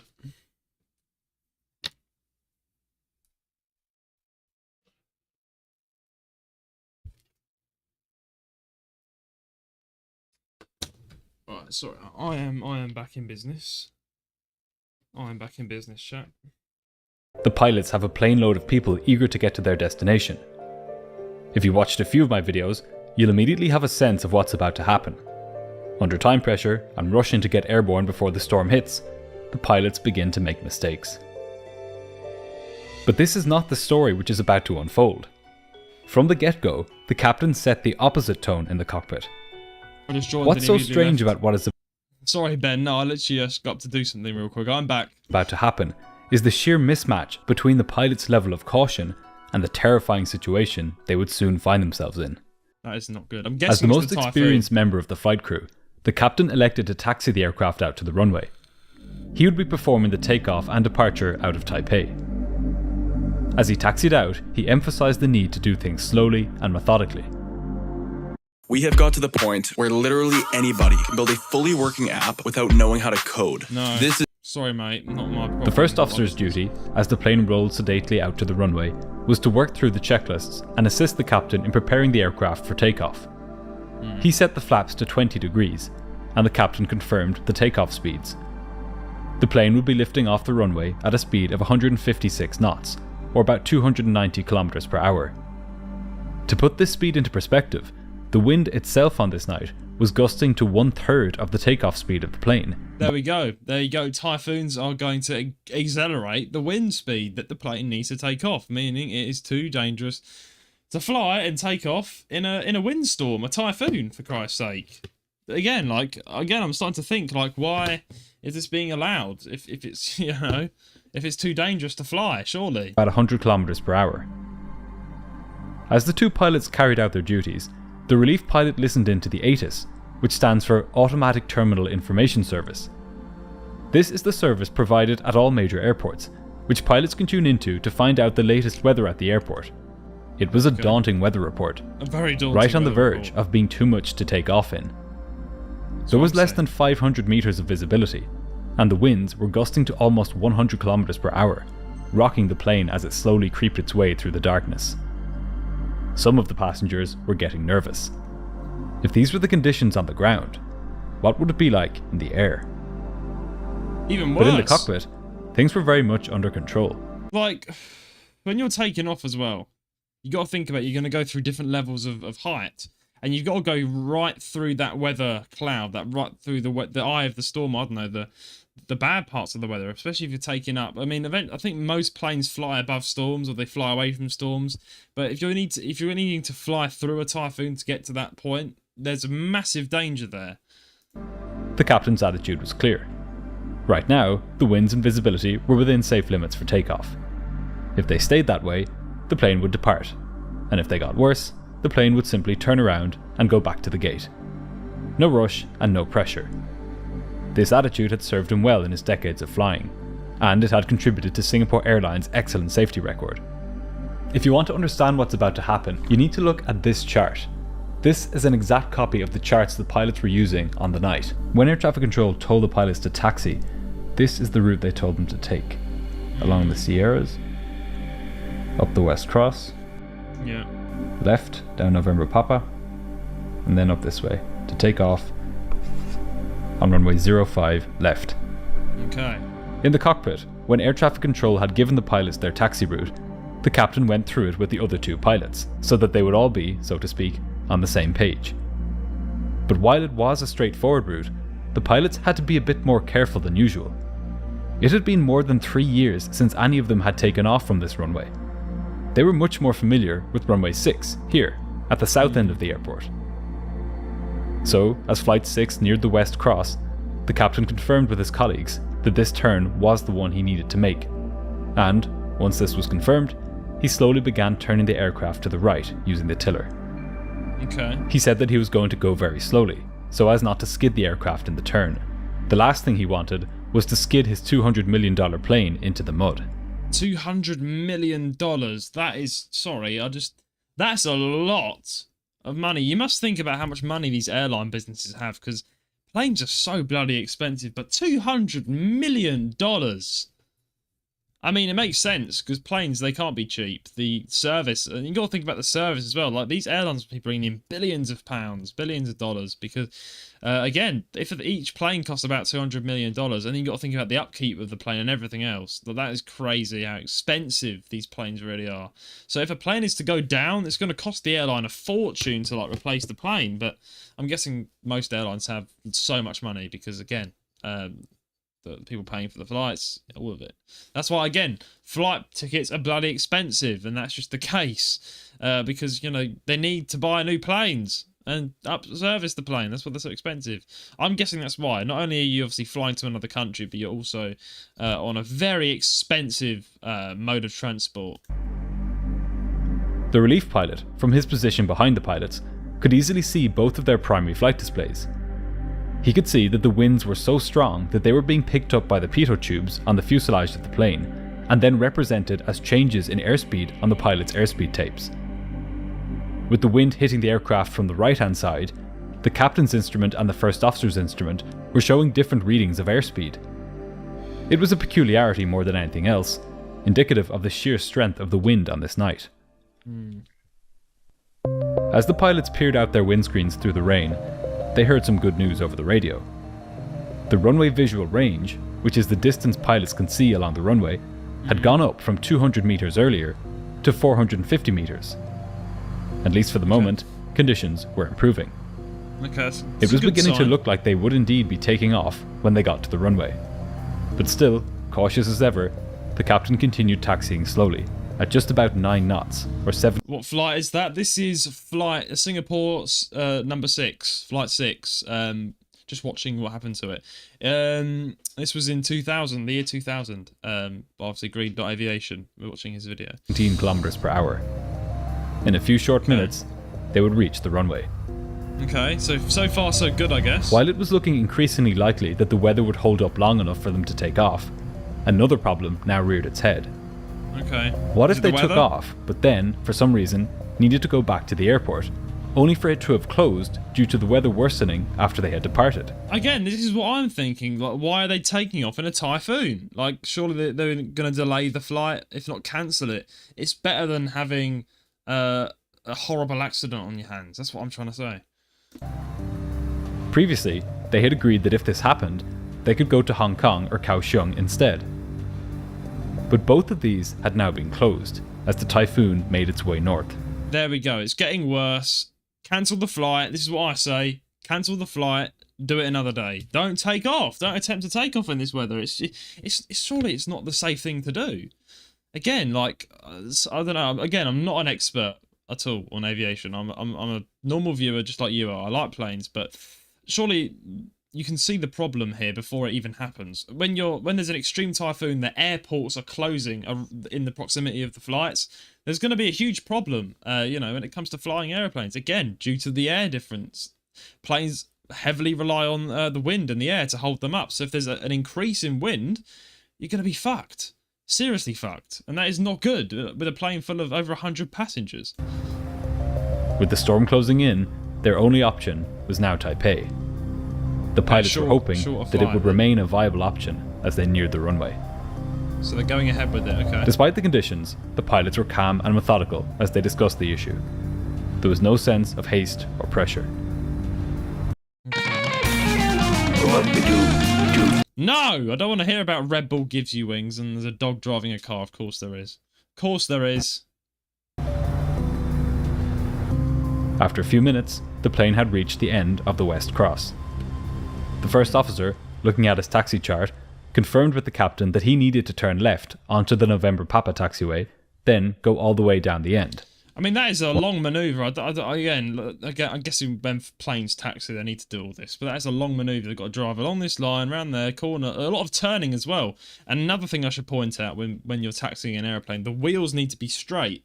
Because if there's a slight, turn in the wheels when you take off, the plane will veer off the runway and blow up. So again, that's another aspect the pilots have got to remember, is to make sure when they're turning the plane, that when the plane is on the runway level, the wheels aren't off course in even the slightest manner, because it's going to cause a massive disaster. So there's a lot to take in here, including the disastrous weather as well. Once there, they would be at the runway. The captain twisted the tiller counterclockwise, and the 747 lumbered left onto taxiway November Papa. Let's have a look at the chart the pilots were using on this night. Okay.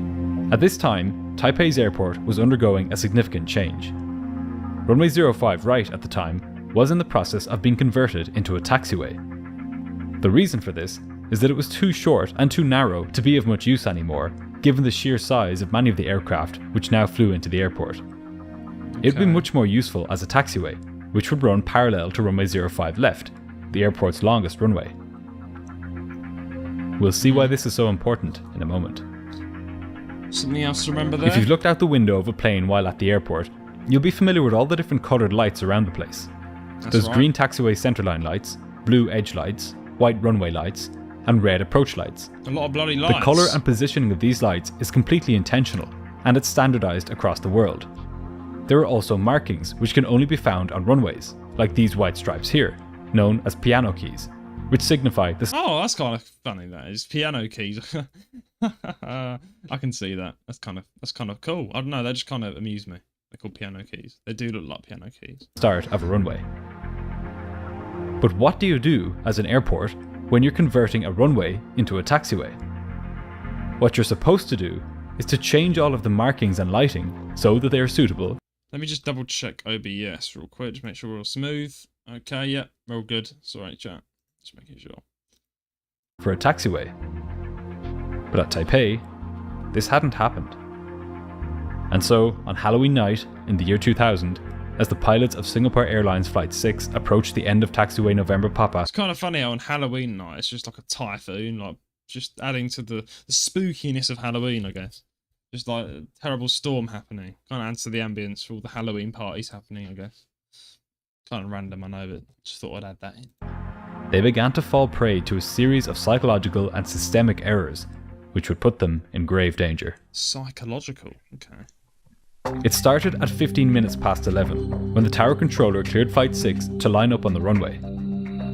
The first officer told the cabin crew to take their seats for takeoff, and he began to read out the before takeoff checklist.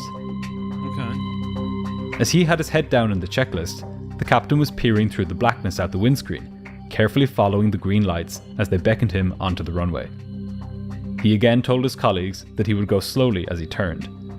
The white piano keys would be slippery. Right. The controller couldn't see the aircraft through the heavy rain, and he also didn't have ground radar to see its position. If he had, he would have seen that Flight 6 was not... I mean, I guess that makes this 10 times worse. I mean, again, I am no expert when I say this, but I'm guessing when it is night time, you're going to have hardly any vision of most things, right? I know there's lights everywhere, but flying at night time in a storm, you're just asking for trouble. Again, this is night time. It's not like a small... it's not daytime where you can see everything, is it? I guess that must add an element of difficulty to this. lining up on runway 05 left, as he'd instructed them to do, but rather onto runway 05 right. The captain was following the green taxiway lights, which were far closer together in the turn than on the straight path leading up to runway 05 left. In fact, there were only 4 lights in the 200 metre long section of taxiway connecting runway 05 right and left. Wait, so is he going on the wrong Legally, runway? there should have been 16 lights. And as if that wasn't bad enough, one of those 4 lights wasn't working, and another was unacceptably dim. In other words, as the captain followed the green lights curving onto runway 05 right, there was very little to tell him that to his left there was another runway lying in the darkness. Oh no! As the plane lumbered into position, Wrong the first officer commented that the PVD had not unshuttered. The PVD, or Paravisual Display, is a unique device installed on the glare shield of some aircraft, whose purpose it is to give pilots a visual indication of whether they are drifting off the runway centerline during low visibility takeoffs.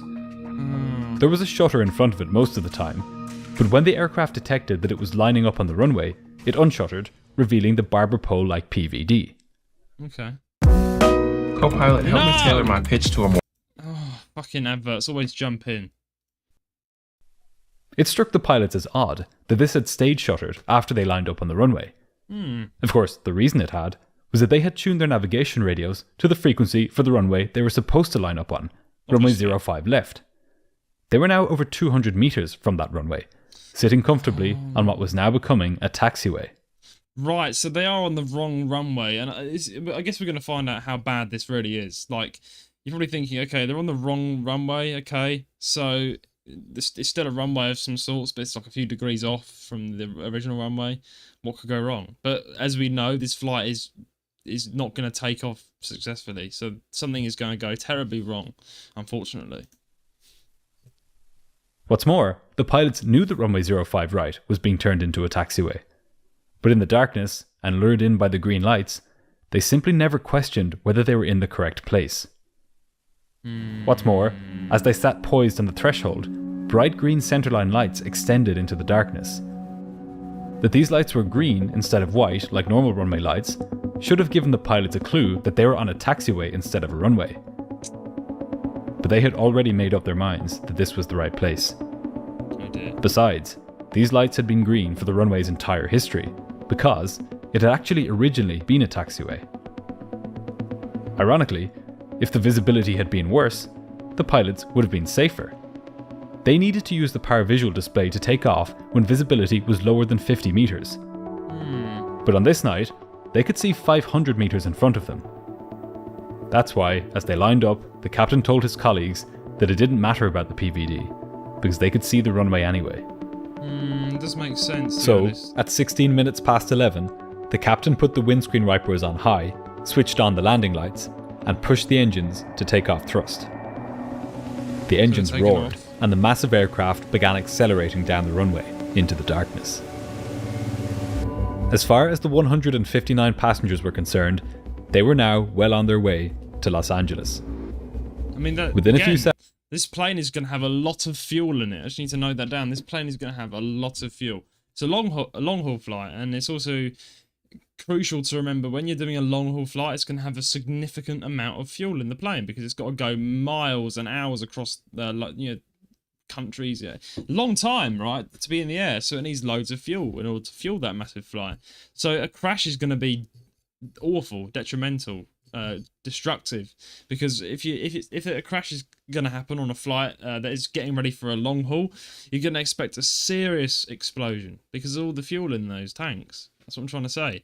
I mean, look at Air India. Unfortunately, that was a disaster that happened, and when that plane blew up, that was an insane explosion because of the amount of fuel in those tanks that were supposed to take the plane all the way to Gatwick. But yeah, anyway, quick reminder, guys, if you are enjoying the stream via VOD Watcher or you're watching this live and you want to see more of this content, do let me know. That's my first sort of reaction to plane crashes. And also, please do subscribe. It would help support me as well. And obviously, do check out Dot Aviation as well. He's a really good plane crash YouTuber. Seconds, Flight 6 was accelerating through 80 knots, about 150 kilometers per hour. The pilots peered through the void ahead of them as more runway came into view through the fog. But moments later, just as they were about to reach takeoff speed, the terrible truth emerged out of the darkness. Sitting right in the middle of the runway, lit up by the aircraft's powerful lights, were bulldozers, excavators, 2 rollers, and rows of concrete barriers. No! The captain shouted out, but it was too late. Travelling at 150 knots, or about 280 kilometers per hour. That's what I mean. You mentioned it was going under construction for a taxiway. So obviously there's going to be equipment there, and oh no. Again, I mean, I'm not an expert, but why aren't air traffic control saying you're on the wrong place? Sure, they can see the position. Surely the pilots are going to confirm with air traffic control that they're on the right runway. Surely. Why have they been allowed to do this when it's just so dangerous? And at this point, it's not even looking like the typhoon that's the problem. It's looking like the crash is about to happen due to the wrong runway and the built bulldozers and things in the middle of the fucking, way to. Yeah, this is awful. Penny, welcome to the chat, Penny. Nice to see you. Per hour, the 747 smashed through the concrete barricades and then tore through the construction vehicles. Part of the left wing was ripped off, along with 3 of the aircraft's engines. Let's remember as well that this has got so much fuel in its tank. This plane is going to have so much fuel inside it because it's taking off for a long haul flight. So an impact right now is going to be awful, and we're about to see what happens. In the plane swerving to the left. The fuel tanks ruptured and a huge fireball ignited, enveloping the plane, which split into 3 pieces and then began tumbling down the runway. In a matter of seconds, it was all over. The tower controller saw the massive... That is awful. Just to think about all the children and the families on that plane. It's so daunting every time I see one of these videos. How a simple mistake has just cost so many lives. It's just so horrible. And again, this is like the amount of fuel in this plane would have consumed it the moment it hit impact. It's really bad. It's a fireball tearing through the darkness and immediately dispatched the airport fire service. Over 400 responders rushed to the scene. They were there within 3 minutes, but for many on board, it was already too late. These pictures... Oh no, that is bad. You can see how bad the fire has just eaten through the airplane in this photo. Like, it's dissolved the material around it. It's tragic. It really is tragic to see this happen. Taken the day after the accident show the extent of the carnage. Of the 179 people on board, only 96 survived, including the 3 pilots. Okay, well, so the pilots survived. Okay, so obviously there are survivors on this flight, and that is still a relief. Of course, people have died, unfortunately, but I'm surprised there are survivors, to be honest. I thought there'd be no survivors on this flight, considering it literally went into a fireball. And you also got to remember, when a plane explodes or catches fire into a fireball, there's going to be smoke inhalation. That's going to kill a lot of people. Not only is the impact and the burning going to kill people, but the people that are still alive after the impact and the fire is already consuming the aircraft, most of them sadly are going to die from smoke inhalation. So to hear that, quite a lot of the passengers have made this out safely, probably injured as well, I'm guessing, is a relief, at least, that people have survived the flight of some sorts. But again, it is such an important thing to note. When a plane goes up in flames, if there are people still on the plane, it's very dangerous, because the smoke will kill you, the suffocating smoke, which makes, I think, fires one of the most disastrous things to ever happen upon a plane. Accident ever involving whoops. Late. I went a bit too forward there. Carnage. Of the 179 people on board, only 96 survived, including the 3 pilots. It was the first and only fatal accident in Singapore Airlines history, and the first fatal accident ever involving a Boeing 747-400. CRM is so slow. So slow. Thank goodness I'm using Mondays. But the same question was on everyone's mind. How had an experienced crew made such a basic error? In the light of day, the sheer senselessness... That is a good question. To be honest, again, we've got very experienced crew here, and this is an error that could have been reverted. It is, but again, it's a mistake, a very fatal mistake. Of the mistake became even more apparent, with the correct runway being so clearly in view beside the crashed aircraft. This was exactly what investigators focused on when they began their work immediately after the crash. They found that the pilots were misled by the lighting on the runway, especially considering that their home base was Singapore, where controllers changed the colour of the taxiway lighting in front of the pilots to guide them to the runway, instructing them to follow the green. So, on Flight 6, despite the pilots' caution about the weather, when it came to navigating to the runway, they reverted to their usual routine of simply following the green lighting to the runway. It didn't help that the closed runway still had its runway markings and bright centerline lights, despite not being in use. So bad. All of this meant that when the pilots turned onto the runway, they subconsciously ignored all of the information telling them that they were not where they were supposed to be. The unshuttered PVD, the off-center ILS deviation scale, and the green centerline lighting. They became victims of the same psychological bias that has taken so many lives in aviation over the years. Confirmation bias. The tendency to interpret new evidence as confirmation of one's existing beliefs. In this case, there was just enough information telling the pilots that... I mean, it's hard because obviously there were information telling the pilots what they were doing was wrong, yet they thought it was okay. And again, we also got to cut them some slack, considering that the green lights were illegal, right? He did point out that the green lights on the runway were illegally placed, meaning it was harder for him to figure out that that was not the runway. They were in the right place, for them to ignore all of the evidence to the contrary. But how do we improve aviation safety when it's vulnerable to such basic flaws in human cognition? Partly as a result of this accident, many modern aircraft like the newest generation Boeing 747, the Airbus A350, and the Boeing 787, among others, have moving map displays inside the cockpit, where pilots can see the... Again, like we're seeing this again, where we're seeing improved aircraft improvements since a fatal crash. Again, this is showing that, you know, most of the flight accidents that happened back in the 90s and the 80s and the early 2000s that were more frequent than today, they paved a way for us to improve our airlines and flights. This is I guess it's a silver lining of mistakes, is that you can learn from them and do things to improve them, meaning that, you know, today, again, you could not be more safe flying in an airplane today because we've got so many things in place to ensure that you are flying safely. Position live as they move through the airport, rather than relying on paper maps and charts. This technology alone would have prevented the crash of Flight 6. Pilots now also receive more training on what's known as threat and error management, which requires that they make a note of the dangers and possible mistakes they may make as, say, they taxi out to the runway.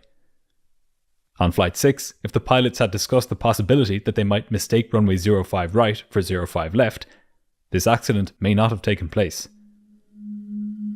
Also, airports now face more stringently enforced regulations when it comes to signage and lighting. These layers of protection, covering everything from human factors to avionics, have made this kind of accident far less likely. But the crash of Singapore Airlines Flight 6 shows just how unforgiving aviation can be, especially in marginal conditions. Hey everyone, hope you found that episode interesting. If you'd like... Thank you, Dot Aviation. Again, another video there done. Proving to us that, again, mistakes have devastating circumstances. Give me a second, chat, to do something real quick. I'll be with you guys with the next video, for the last video of the stream shortly.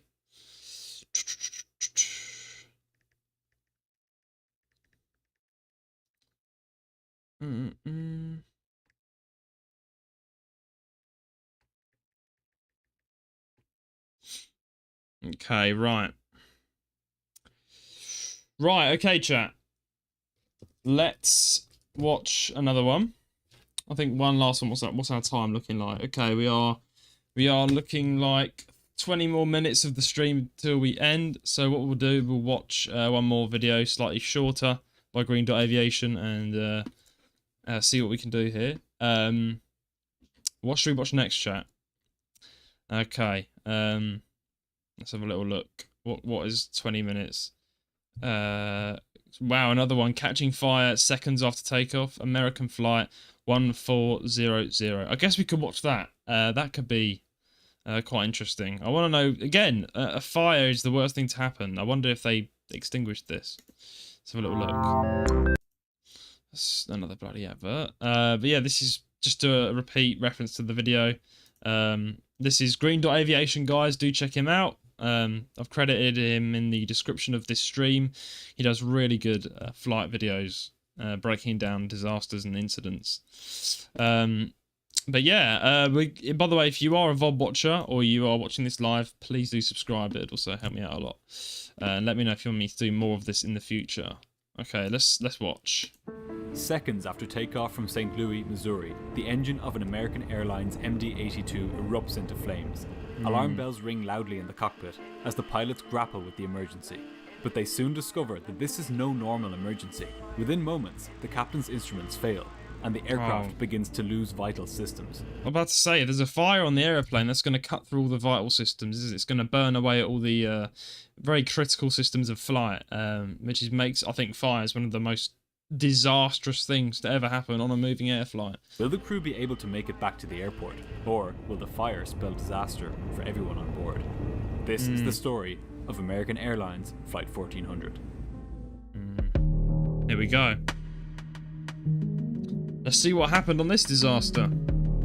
Hopefully it doesn't end in disaster like the other two flights we've watched. On the afternoon of September 28th, 2007, 138 passengers and 5 crew boarded an American Airlines MD-82 at St. Louis Lambert International Airport in Missouri. They were bound for Chicago, a short 1-hour journey north. Very short flight. What could go It was a wrong? warm and sunny day at St. Louis, with light winds, scattered clouds, and temperatures of about 30 degrees Celsius. Yeah, the weather's good, the flight's good. What could go wrong today, chat? What could go wrong? We're going to find out.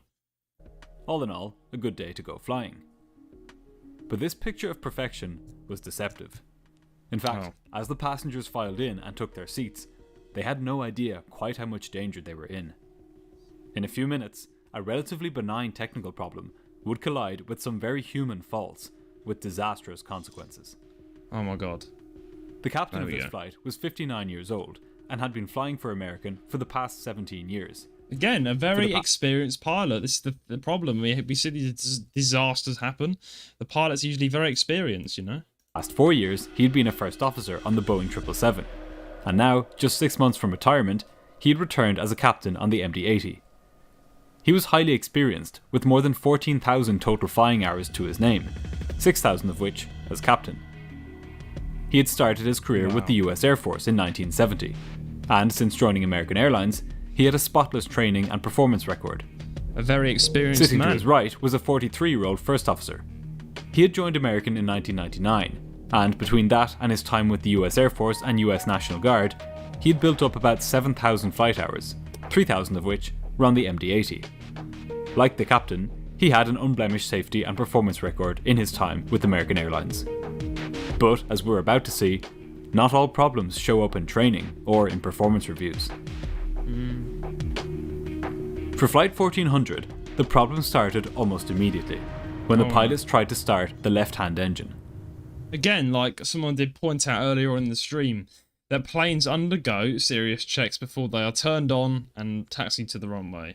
So you would think that the engines have been checked, that everything's been checked to make sure there's no accidents waiting to happen. That's the whole point of checking the airplane before it flies. So I'm really, again, keen to find out what went wrong. Surely, we know we should make sure that these things aren't going to happen. I've just remembered my gaming sign is not on. Why is it not on today? There we go, I've turned it on. I forgot to do that. For some reason, it just wasn't starting. They wouldn't make it to Chicago on one engine, so the pilots called the ground crew to get the engine started up manually. Okay. A manual engine start doesn't involve spinning the fan blades by hand, but rather, it involves a ground crew member inserting a specialised wrench into the side of the engine and twisting it to open the engine's start valve. Damn. With the valve open, high pressure is introduced into the engine, spinning the compressor blades in the engine's core, and starting the engine. Okay. But when the ground crew member reached the aircraft, this is not what he did. In fact, it was pretty much standard procedure for ground crew at American Airlines not to carry out the procedure the prescribed way, because it required them to spend a long time trying to locate the particular tool they needed.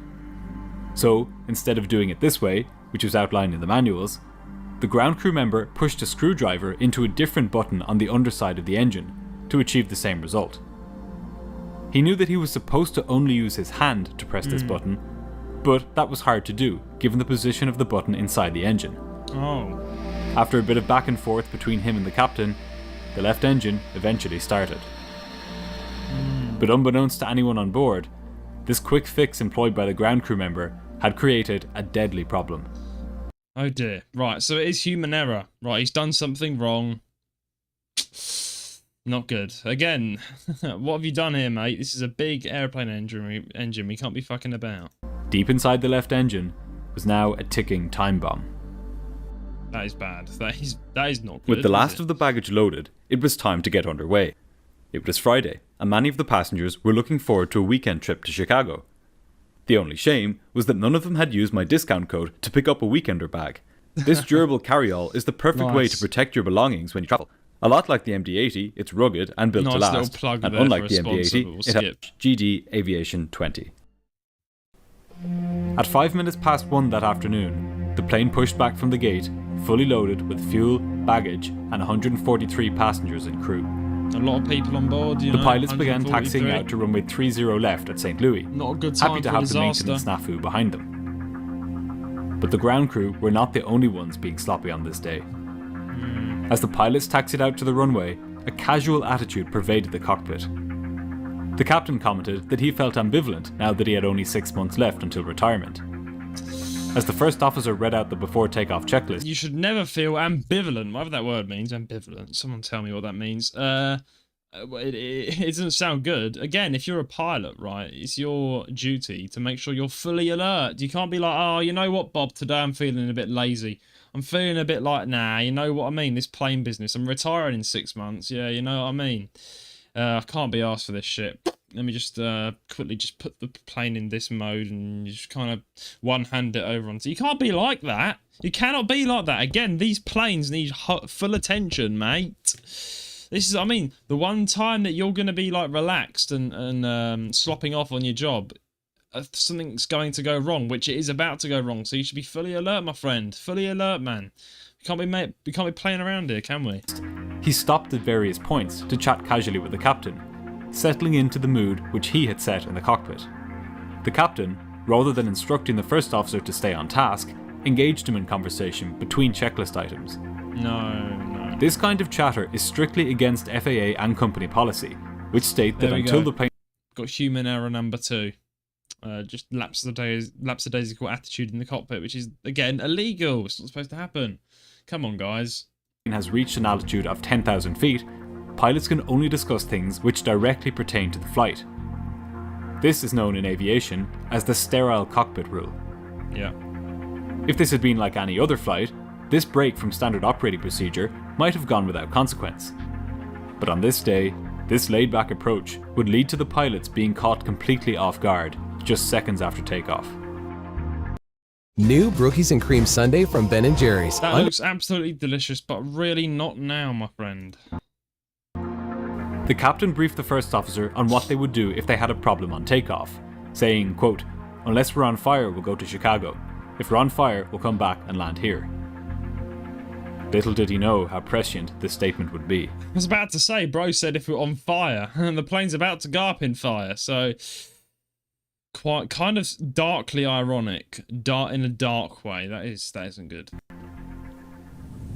Just after 10 past 1, the captain lined the aircraft up on the runway and pushed the engines to take off thrust. At that very moment, the start valve on the left-hand engine opened. The electrical switch which controlled its position had been damaged. I'm guessing that's not a good thing. Damaged by the ground crew member's screwdriver back at the gate. And now, as the plane accelerated on the runway, high-pressure air began spinning one of the engine's starter turbines. As the plane continued down the runway, this turbine began to freewheel, picking up tremendous speed. The only indication in the cockpit that this was happening was a small annunciator light. But this light wasn't positioned where the pilots could easily see it. Okay. So, when the plane reached takeoff speed, the captain lifted the nose and brought the plane into the sky. Both he and the first officer were completely unaware that the left engine was hiding a fatal flaw.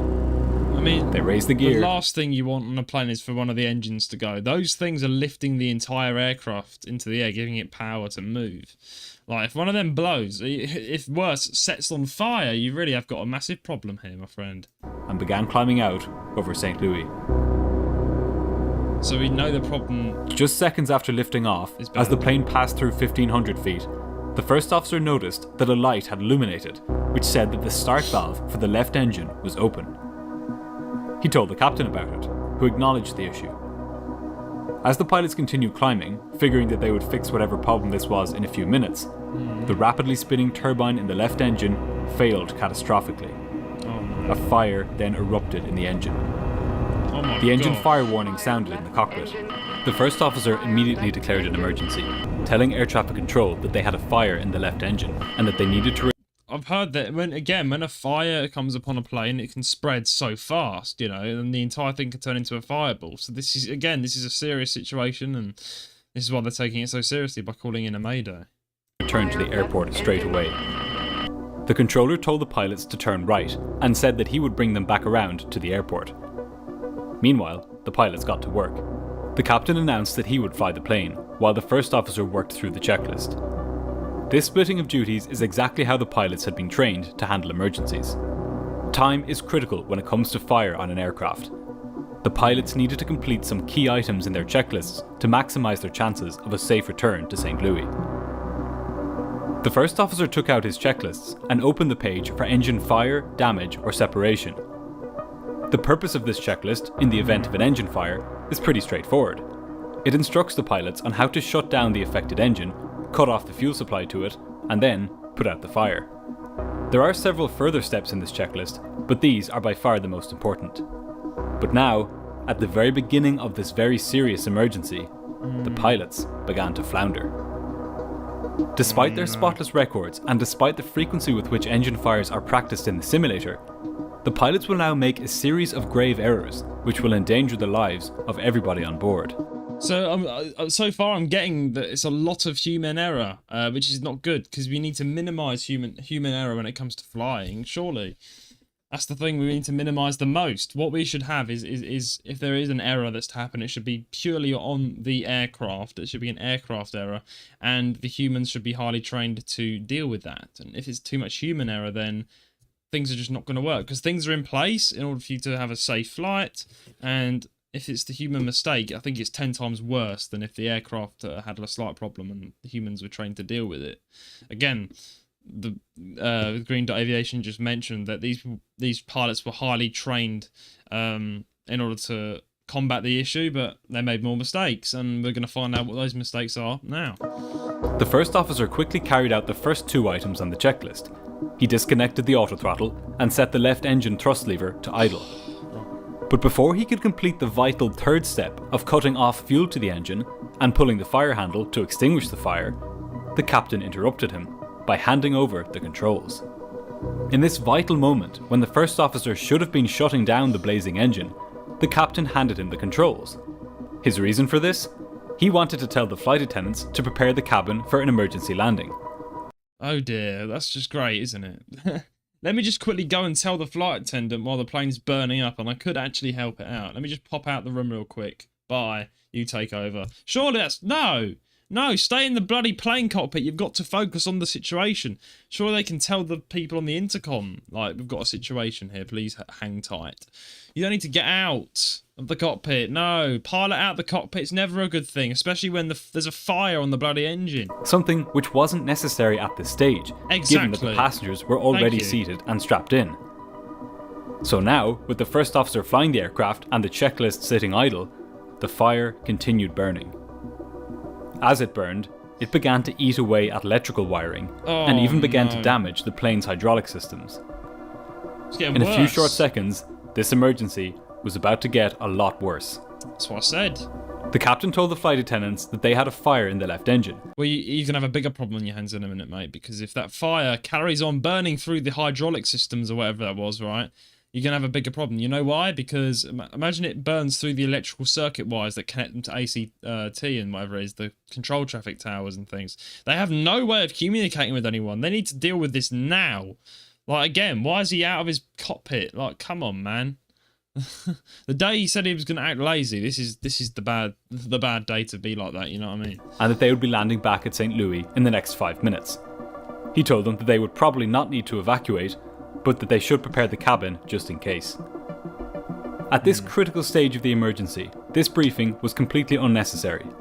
The pilot's sole focus should have been on flying the plane, completing the engine fire checklist, and navigating back to the airport. That's what I said. But the lack of adherence to standard operating procedures the pilots had exhibited on the ground was now coming back to bite them in the air. Imagine being able to build an app with your name on it. No, I don't imagine that being able to build an app with my name on it. Go away.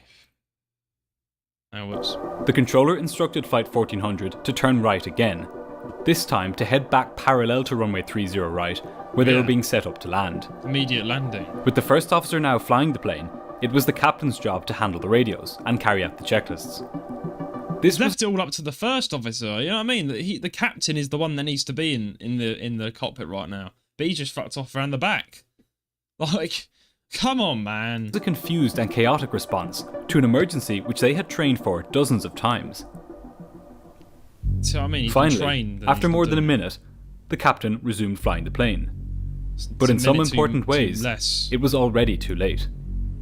The captain's primary flight display, here, and his navigation display, here, had failed. The fire in the engine had destroyed the electrical wiring feeding these instruments. This is what I'm saying. What's the point in going and telling everyone in the back, oh, sorry, we've got a problem? You're making the problem worse, my friend, by doing that. It's like, in doing that, you've just lost your bloody Americans. It's the Americans, you know what I mean? What is wrong with you, Americans? Instruments. These are two of the most vital instruments in the cockpit, which tell the captain his speed, altitude, and heading. Now, he would have to rely on small, old-fashioned standby instruments to see this important information. It was an ominous sign. What else could be damaged behind the scenes? Over a minute and a half since he first started it, the first officer resumed the engine fire checklist, finally getting to that third step, which involved cutting the fuel supply to the engine. But there was a problem. The first officer couldn't move the switch. For some reason, it wouldn't budge. Oh man. What's worse is that without this, he wouldn't be able to complete the next step, which involved pulling the fire handle to discharge the engine's 2 fire extinguishers. Amid the first officer's desperate attempts to put out the inferno, the haunting fire alarm continued to sound in the cockpit. Fire left engine. Fire left engine. The right engine was now working at high power just to compensate for the loss in thrust from the left engine. The captain was working hard to control his stricken aircraft. With the left engine now producing no power, he had to counteract the swinging motion of the plane to the left-hand side by stepping on the right rudder. The pilots were overloaded. They needed to make it back to the airport as soon as possible. Exactly, the worst day to be lapsadaisical, you know. Again, it's very haunting how he said at the start of the flight, oh, today I feel like I'm just meh. Like, no. Again, it's so ironic because today's the one day you need your full attention here, buddy, you know. They had no idea that their problems were only just beginning. Oh As the aircraft's electrical systems faltered, the pilots began to lose more instruments. The captain pointed out that the reverser unlocked indicator light for the left engine was now on. This is what the thrust levers look like on an MD-80. If one of those deployed in flight, it could spell disaster. The light telling the pilots that the reverser was unlocked was on. But was this real, or was it just more faulty information generated by the aircraft's failing electrical system? Oh yeah, that's what I'm saying. The pilots were rattled. This is not only, I'm just imagining the velocity of this situation. Like, if there's a fire, that's bad enough. But the fact there's a fire and it's now getting involved with the electrical system and it's telling them all the wrong information, it's just making it 10 times worse. Like, surely a fire is the worst thing to happen upon a plane. That's what I'm saying. Surely it is. Because there's just too much that goes wrong when a fire happens, you know, and it needs to be taken very seriously. The haunting alarms continued to blare, warning them that the fire in the left engine was still raging. The captain told the first officer to pull the fire handle. This should have been done minutes ago, but the first officer had been unable to shut off fuel to the engine. The first officer pulled the fire handle, but, to his horror, the extinguishers wouldn't discharge. It's getting worse. What was happening to their plane? This was a question the pilots would not have time to answer. They needed to make it back to the runway fast. At this point, air traffic control instructed the pilots to fly heading 250 degrees, so that he could set them up for a landing on runway 30 right at St. Louis. Okay. The pilots were stretched to the limit. Behind them, 138 lives hung in the balance. And also, you must remember how scary this must be for passengers. Like, imagine looking out your window and just seeing one of the engines ablaze. Like, I would lose it. I'd be like, right, that's it. That is it. I'm going to die.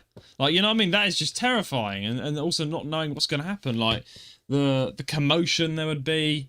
It's just really scary. I can imagine how terrifying it must be, particularly for the passengers, you know? The cockpit door swung open. The electrical locking mechanism which kept it closed had now failed as well. That's even worse. The first officer reached back and tried to shut it. Because that means then all the passengers are going to see how panicked the pilots are. It's getting worse. But it just slammed against the door frame and bounced back again. He tried again and again, but the door wouldn't close. No. Their MD-80 was falling apart. Flight 1400 was now just minutes from the airport. Okay, the pilots had that's hauled good. their crippled aircraft around the airport, and now they would try to limp it onto the runway. The first officer continued trying to close the cockpit door, but to no avail. Meanwhile, the captain had managed to discharge both of the fire bottles into the engine. Right. Finally, it appeared that the fire was under control. Okay. But this wasn't the good news that it should have been. The left engine had been blazing for so long that it had already caused significant damage, which the pilots were now about to come face to face with. Exactly. The runway was now in view, about if only 6 they had miles. taken care of it sooner, like he said, then it could have been a lot like a less worse situation. Like if only he hadn't just fucked off out the cockpit for like a minute. Out. As the captain flew towards it, he and the first officer discussed what their flap setting and approach speed should be for landing.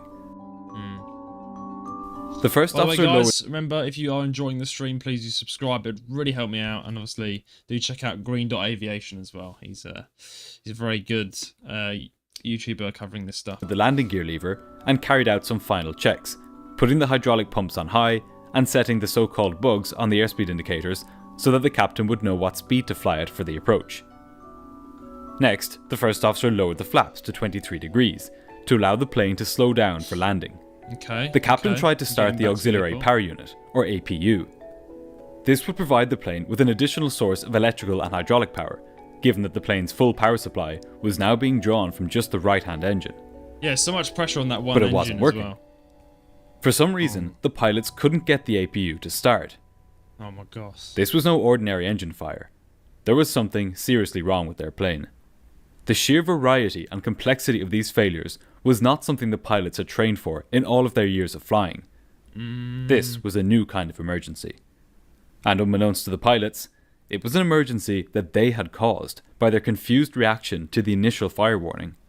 I mean, again, he did say, "Oh, let's be lazy today." I'm still upset with that. Like, why would you say that, man? Come on. There's over 100 people on the plane. Like, this is... You can never be, like, lazy when you're flying a plane. Like, you see what I mean? And it's just coming across in his attitude, the way he's handled it so poorly. I mean, look, I'll cut them some slack. I get it's a very terrifying situation, and they are trying their best to save the passengers and obviously get the plane back to safety. But there's still, again, great human error here that could have been avoided, and that has to be pointed out. But travelling at over 250 kilometers per hour and just moments from landing, there was no time to reflect on this yet. With their plane falling apart, system by system, their only task was to get back to the runway as soon as possible. At St. Louis, air traffic control had scrambled the emergency services. Fire brigades and ambulances were now waiting beside the runway, expecting the worst. Well, there you go. Double hazelnut. No! Not double hazelnut. I'm allergic to nuts, you bellend. You know what? Just fuck you. I don't want to hear about nuts ever again. I've almost died from a nut allergy. Okay, advertisements. We all love advertisements. No, we don't. Was that Grammarly? No, it's not. But now, just 2 or 3 miles from the runway, Flight 1400 encountered one of its most serious problems yet. The first officer noticed that the landing gear indicator lights had not illuminated. This was a nightmare scenario. It appeared that whatever electrical and hydraulic problems had been plaguing the aircraft had spread to the landing gear system too. Without landing gear, the plane, with 3 hours worth of fuel in its tanks, would have to touch down on the hard concrete runway, sending sparks flying and possibly igniting. Wait! Sorry, I need to rewind that. Without problems had been placed was a nightmare scenario. It appeared that whatever electrical and hydraulic problems had been plaguing the aircraft had spread to the landing gear system too. Without landing gear, the plane, with 3 hours worth of fuel in its tanks, would have to touch down on the hard concrete runway, sending sparks flying and possibly igniting. It's getting worse. That's the one thing I did not want to hear, is the landing gear getting affected. Like, we've seen the disasters. We do underestimate the landing gear. Like, for most people are like, oh, it's just wheels under a plane, isn't it? No. The landing gear, the wheels on that plane are the only way for you to land safely and take off, obviously. But landing is crucial to have those wheels out, because without those wheels, the plane will have no way of stabilizing. It will just blow up because of the amount of force and the amount of like how heavy the plane is hitting the ground at a certain speed. The wheels are so important. So when the wheels are only like a very small part of the plane, it's so vitally important. So now that there's not only a fire on the plane, now the landing gears are affected. This is just getting worse and worse and worse. Like this isn't good. It's not looking good at all. Igniting a fireball. But there was a backup system for the landing gear. Under the first officer's seat was a handle which, when pulled, would extend the landing gear manually. Okay. There was just one problem. Now less than a minute from touchdown, there was no way the pilots could get the gear to extend in time. Oh shit. But given all of the electrical problems the plane was experiencing, there was another possibility. It could be that the gear was down, but that the indicator lights had failed. See, you just don't know, do you? There's just so many problems now that the fire's caused with electrical failures that you just can't tell what's going on. Quickly radioed the tower, asking if they could see whether the landing gear were extended. The controller said that he could see the main gear, but that the nose wheel appeared not to have extended.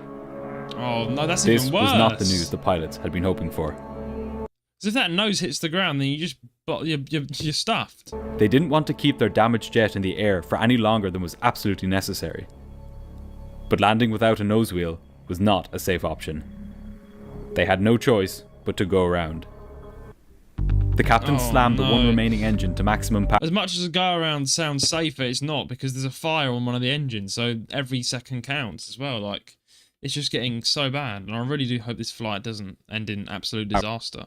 And pull the plane's nose up. But it was a precarious maneuver.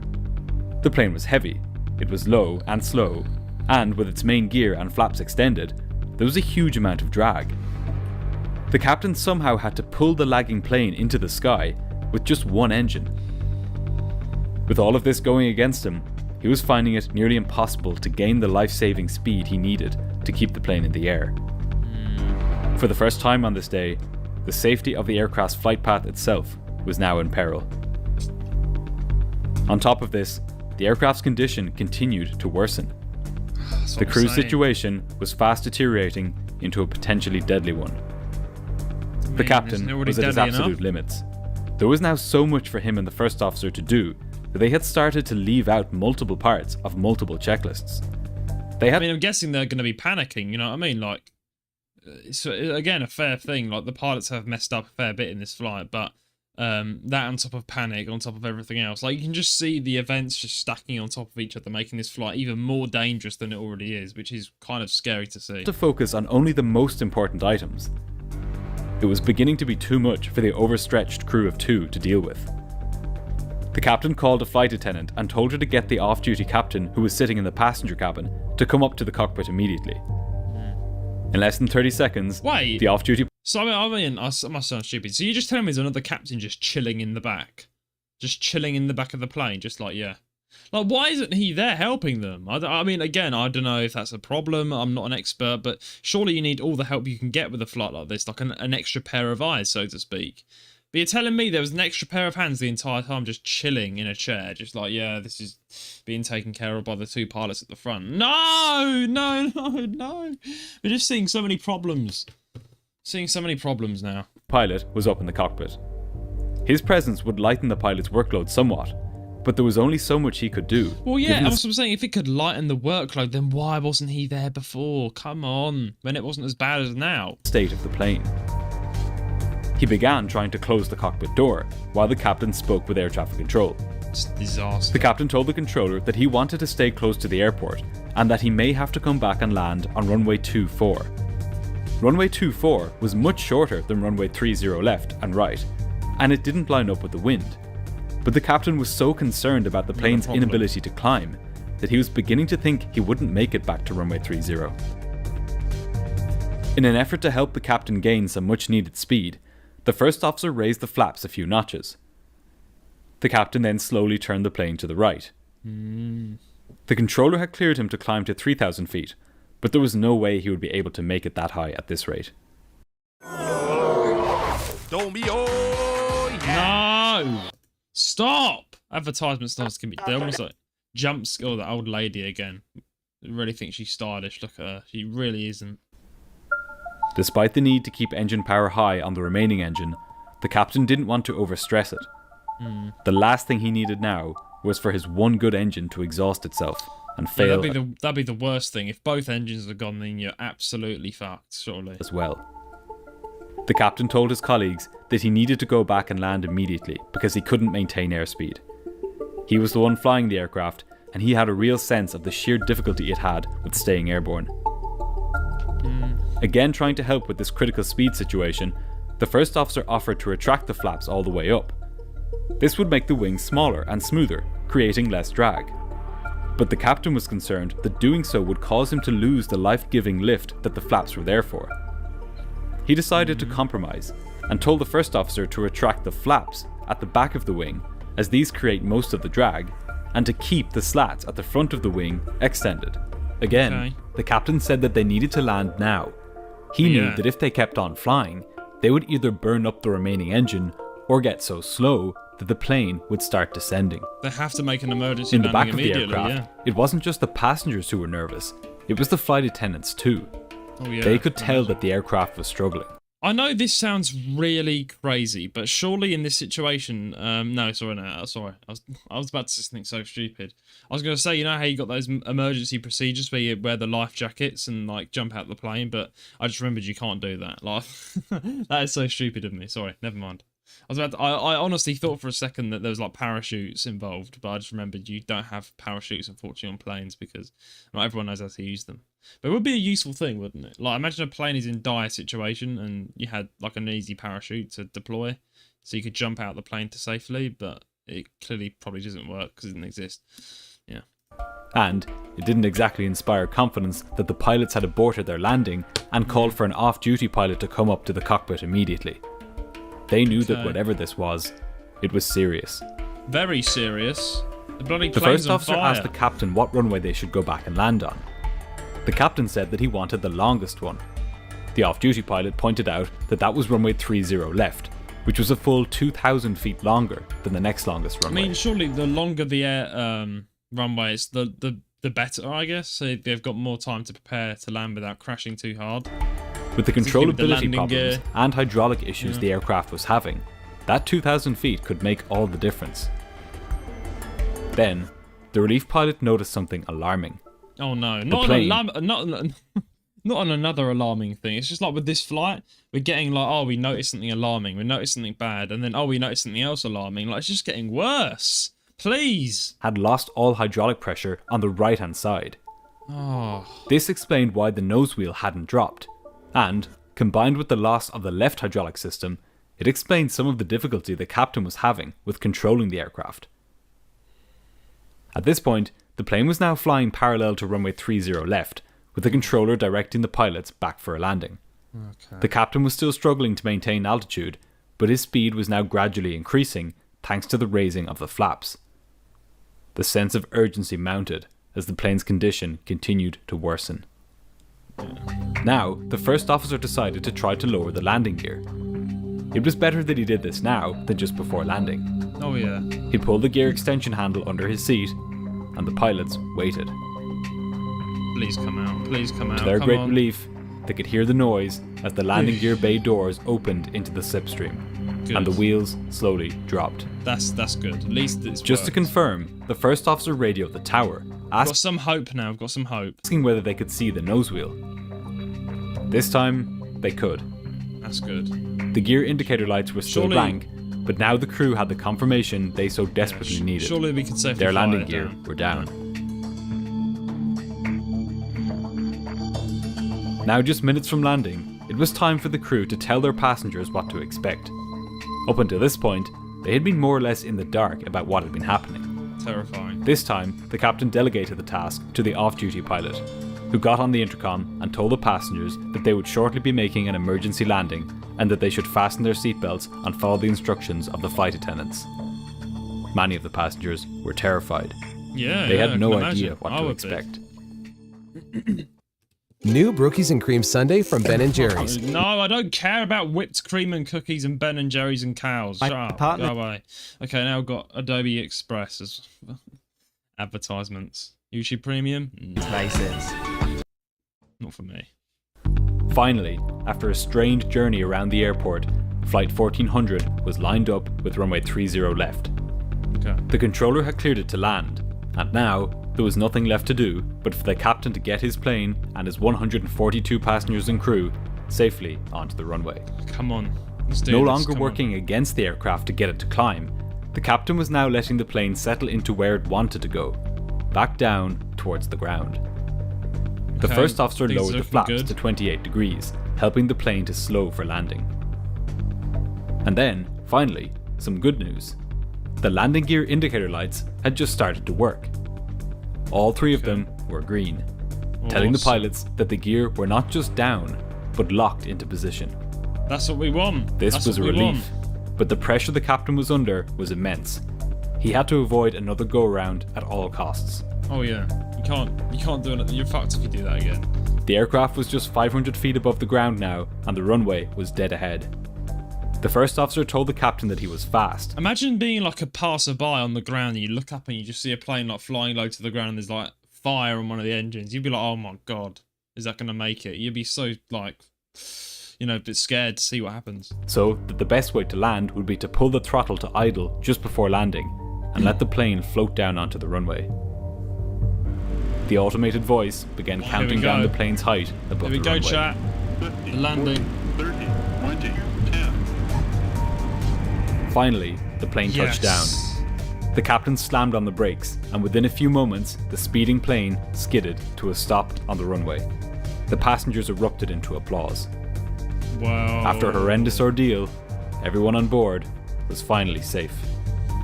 Oh, it's relieving. That's But relieving. despite the positive outcome, big questions remained. What caused the engine fire in the first place? That's what I'm saying. And why did it cause so much damage? Investigators out. from the US National Transportation Safety Board got to work immediately to find the answers to these questions. Okay. And what they found revealed some critical failings at American Airlines. As it turned out, the reason the engine wouldn't start on the ground at the beginning of the flight was that a filter inside the engine had disintegrated and blocked airflow to a key part of the engine. Again, such a small thing that you wouldn't think about just caused this entire disaster of the engine gun on fire. It's just crazy. This should have been picked up by American Airlines maintenance procedures, but these procedures were found to be lacking by investigators. To make matters worse, the ground crew misidentified the air turbine starter valve, or ATSV, as being the reason the engine wouldn't start, rather than a problem with this filter. Okay. On top of this, they used an unapproved method to start the engine, which led to the fire it experienced directly after takeoff. Right. So, we have maintenance and oversight problems at American Airlines, as well as ground crew who were carrying out unapproved procedures. But from a human factors perspective, the biggest lessons which can be learned here are to do with how the pilots responded to the engine fire when it happened. The final report into this incident recommended that airlines review their pilot training on task allocation and workload management during emergencies to ensure that when pilots are running emergency checklists, they should not engage in non-essential tasks.